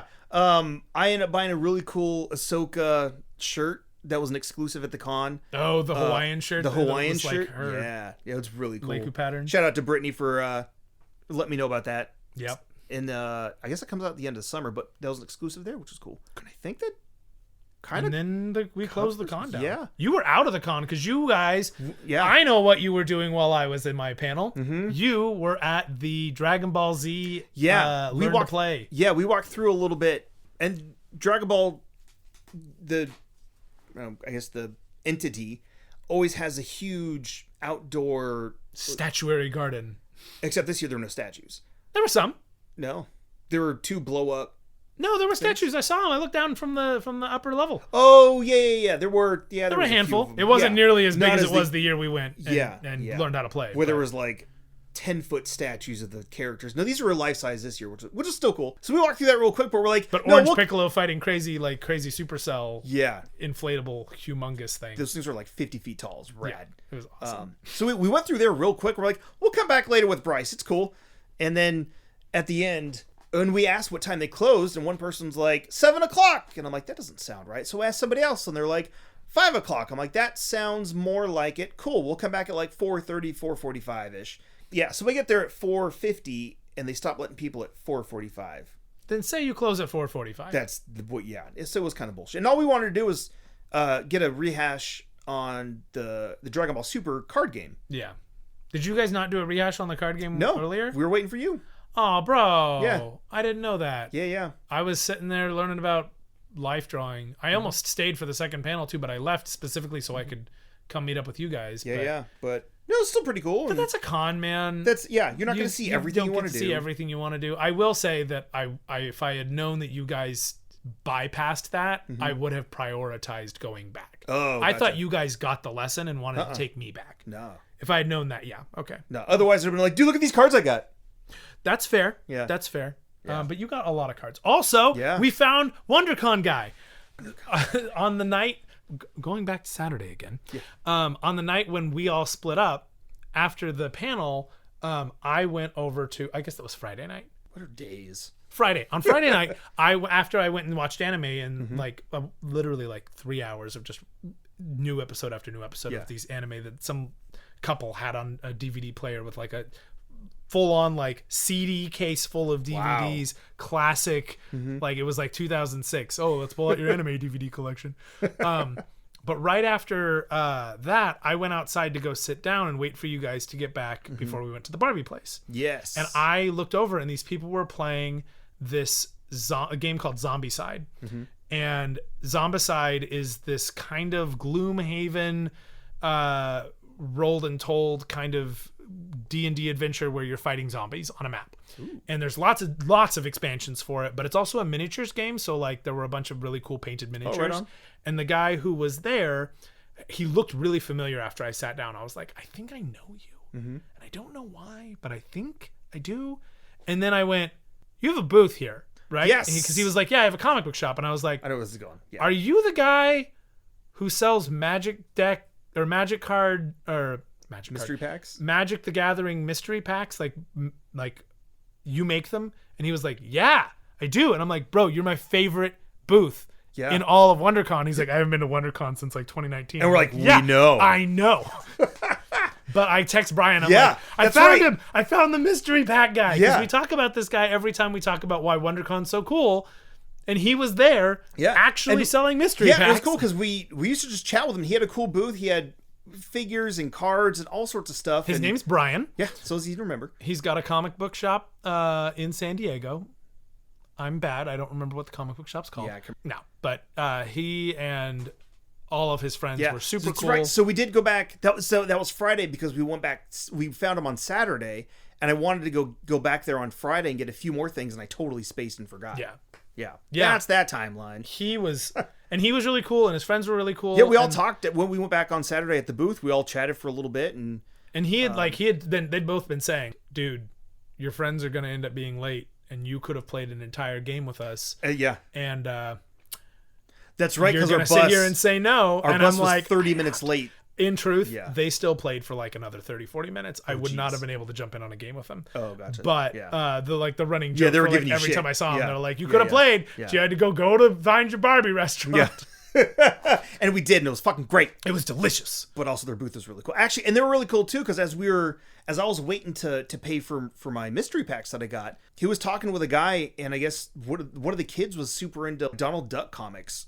Oh, from cool. Like the 90s.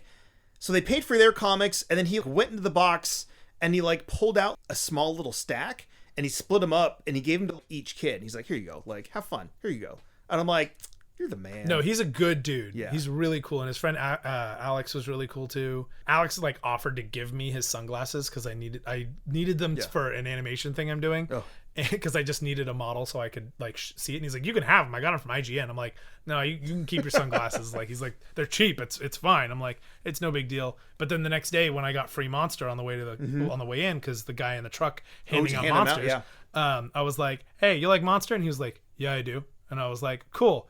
Here's a Monster Energy drink. I don't need it. And he's like, I have to sip on it because it gets me too wired. I'm like, yeah, I couldn't even do that. Yeah. So yeah. And then we went home on Sunday and went to the hotel on Sunday. Yeah, sorry. We went to the hotel on Sunday. It felt like home. We'd been there for a week. Yeah. And Tori Amos was playing. That's right. Yeah. Which we were all so excited about. It was Bryce. It was just Bryce. It wasn't even me. It totally was. Okay. Here's the thing. I need to explain this, and I need to make this very clear. I don't really give a shit one way or the other about Tori Amos. I find Cornflake Girl to be kind of amusing, but like I only know this because I had to look up what song she sang that weekend. Mm-hmm. Back in like 2006, I went and visited my sister who was living in Mississippi, and we went together to Tennessee to see her boyfriend, Will. And Will and her are still together to this day. So, this is fine. Yeah. Will was like obsessed with Tori Amos in the 90s. And so I listened to basically Tori Amos and Jeff Buckley that entire weekend. At the end of that weekend, I was a really big Jeff Buckley fan. Hell yeah. I did not go download Tori Amos though. So like, I don't really remember much about what she does. I know that she's like, I know that she's like Ben Folds if he was a woman and he wasn't funny. Yeah. Like, that's kind of what her sound is. Yeah. And that's not a bad sound by any means. No. And like, one of the guys in the jacuzzi was there following her around the country. Like a deadhead almost. Yeah. Like a deadhead and not like a stalker. Yeah. But it was actually a really cool dude. Yeah. And honestly, she put on a pretty decent concert. We heard the last 4 or 5 songs. 4 or 5 songs, and it was cool. One of them was Cornflake Girl. Yeah. You know how I know? Not from listening to it and not from knowing the song, but from specifically asking the guy. Oh, yeah. I said, what were her last 4 songs so that I could know what I heard? Yeah. Because while the acoustics were good, it was hard to hear a little bit. I wasn't watching the show. I was having a conversation with you playing Pokemon Red in a jacuzzi. That's right, yeah. Living my best life. Yeah, it was so... Yeah. Best decision. Anyway, and then Monday... We chilled. We chilled at the pool. We went and got day drunk. We got day drunk. We got some food over at we got sushi. The little cafe. Yeah. That night we got sushi. Mm-hmm. We were wanting to go to the jacuzzi, and we went there for 5 minutes. We're like, we're just too tired. And then you were still changing and getting ready, and then we came back and we were like, yeah, no, we're good. And you were like, yeah, no, I'm good. Cool, yeah. And then I played Breath of the Wild and relaxed. And Nicole watched Nimona on Sunday while we were hanging out at the jacuzzi. She was like, I'm gonna stay in and watch a movie. Mm-hmm. Yeah, I just was so tired. And then Monday, I wasn't exhausted, but I was like, I'm good. We hung out at the pool. We swam at the pool, did an actual pool day. Yeah. And then I packed up that night, got everything ready to be taken into to the car. Yeah. And then we said let's leave around 10, and you guys were at the room by 9, and we still managed to get out of there at 10:05. Yeah, no, it was good. We stopped off at Coffee Hub and Cafe. The coffee hub for the and second cafe. day in a row. Very, very good. So good. Excellent breakfast brunch options. And then we were on our way home, and Tuesday was nice. It was a nice, easy, leisurely ride home. Yeah. No traffic. No traffic because it was Tuesday. Yeah. You know, everybody who left Monday, we watched people leaving the hotel on Sunday night. As we were walking down to the pool. As we were walking to the pool being like, suckers. suckers. But yeah, the only other thing of note that I think really that happened during the con was I ran into Dale Berry. Mm-hmm. I ran into a lot of people. I ran into Dale. I ran into Fuzzy. We saw Dave. Obviously, we went and sought Dave out. Hung out with Fuzzy for a little bit. But Dale Berry's book that I've had since my first WonderCon when it was in San Francisco. Dale Berry's book is being adapted into a series. Tales of the Midnight Cutter, and Dale and I shot the breeze for a little bit. We talked about my recent pivot and careers and stuff, which was really neat. I did a lot of networking. And I did a lot of just like general career talk, as well as like skill talk. Like with some people I talked specifically about like, here's what I'm doing right now. It's kind of crazy. And they're like, oh, do this, do this, do this. And then other people I'd be like, hey, here's where I'm struggling with my art right now, and they'd be like, oh, do this, do this, do this. And then I ended up actually talking to some people where they asked me what to do, which was really weird. But like it was a good con overall. It was, for as packed and as busy as it was, I think the artists were in high spirits because they were finally getting attention. Because you know, Artist Alley is never as packed as it was this year. Although, and a lot of it too this year's, they had that it was the Funko and like the Mondo pop right into it. It was all in the back corner, and the lines to get in went right through Artist Alley, so it kind of sucked. But it probably was all right for them. But it was okay for them. So like, but no, it was always busy. People were glad to be back. People were glad to you know, people seem to be having a good time. Ran into a bunch of people, you know, that are industry professionals, as well as just running into people I knew.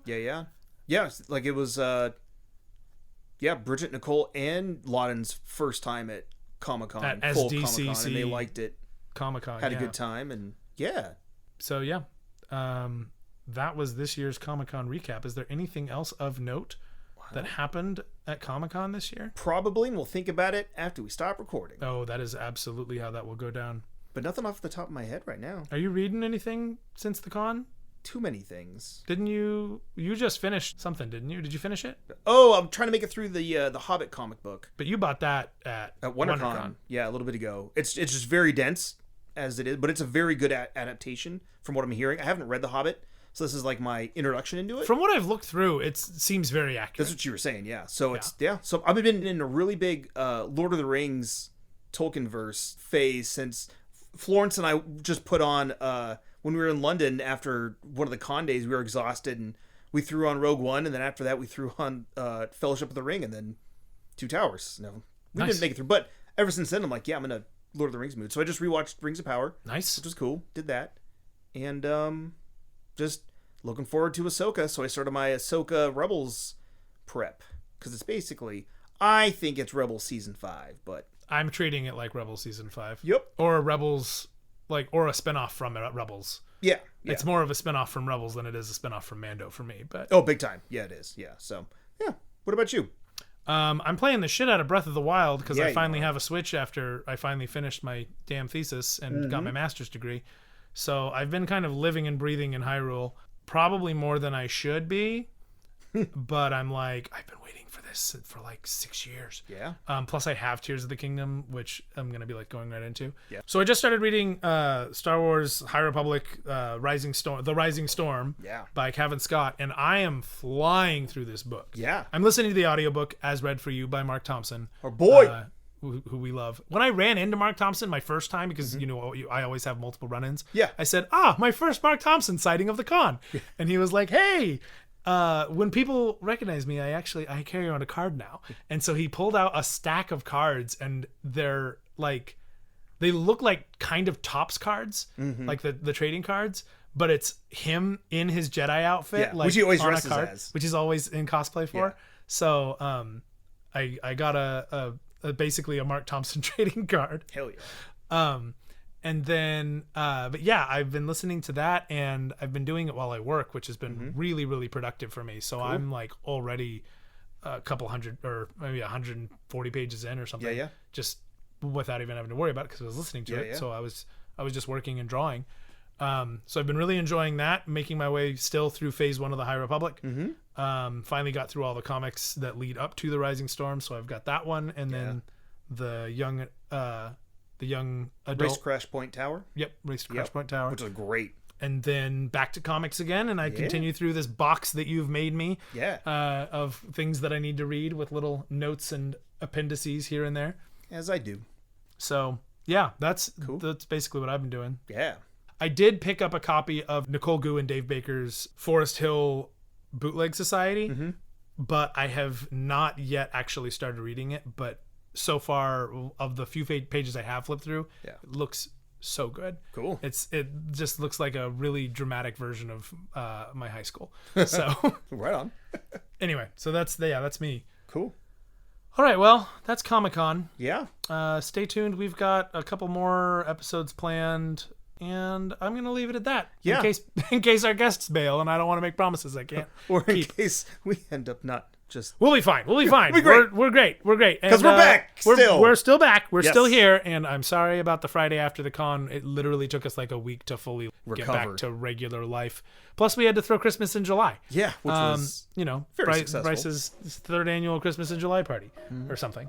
Anyway, okay, bye.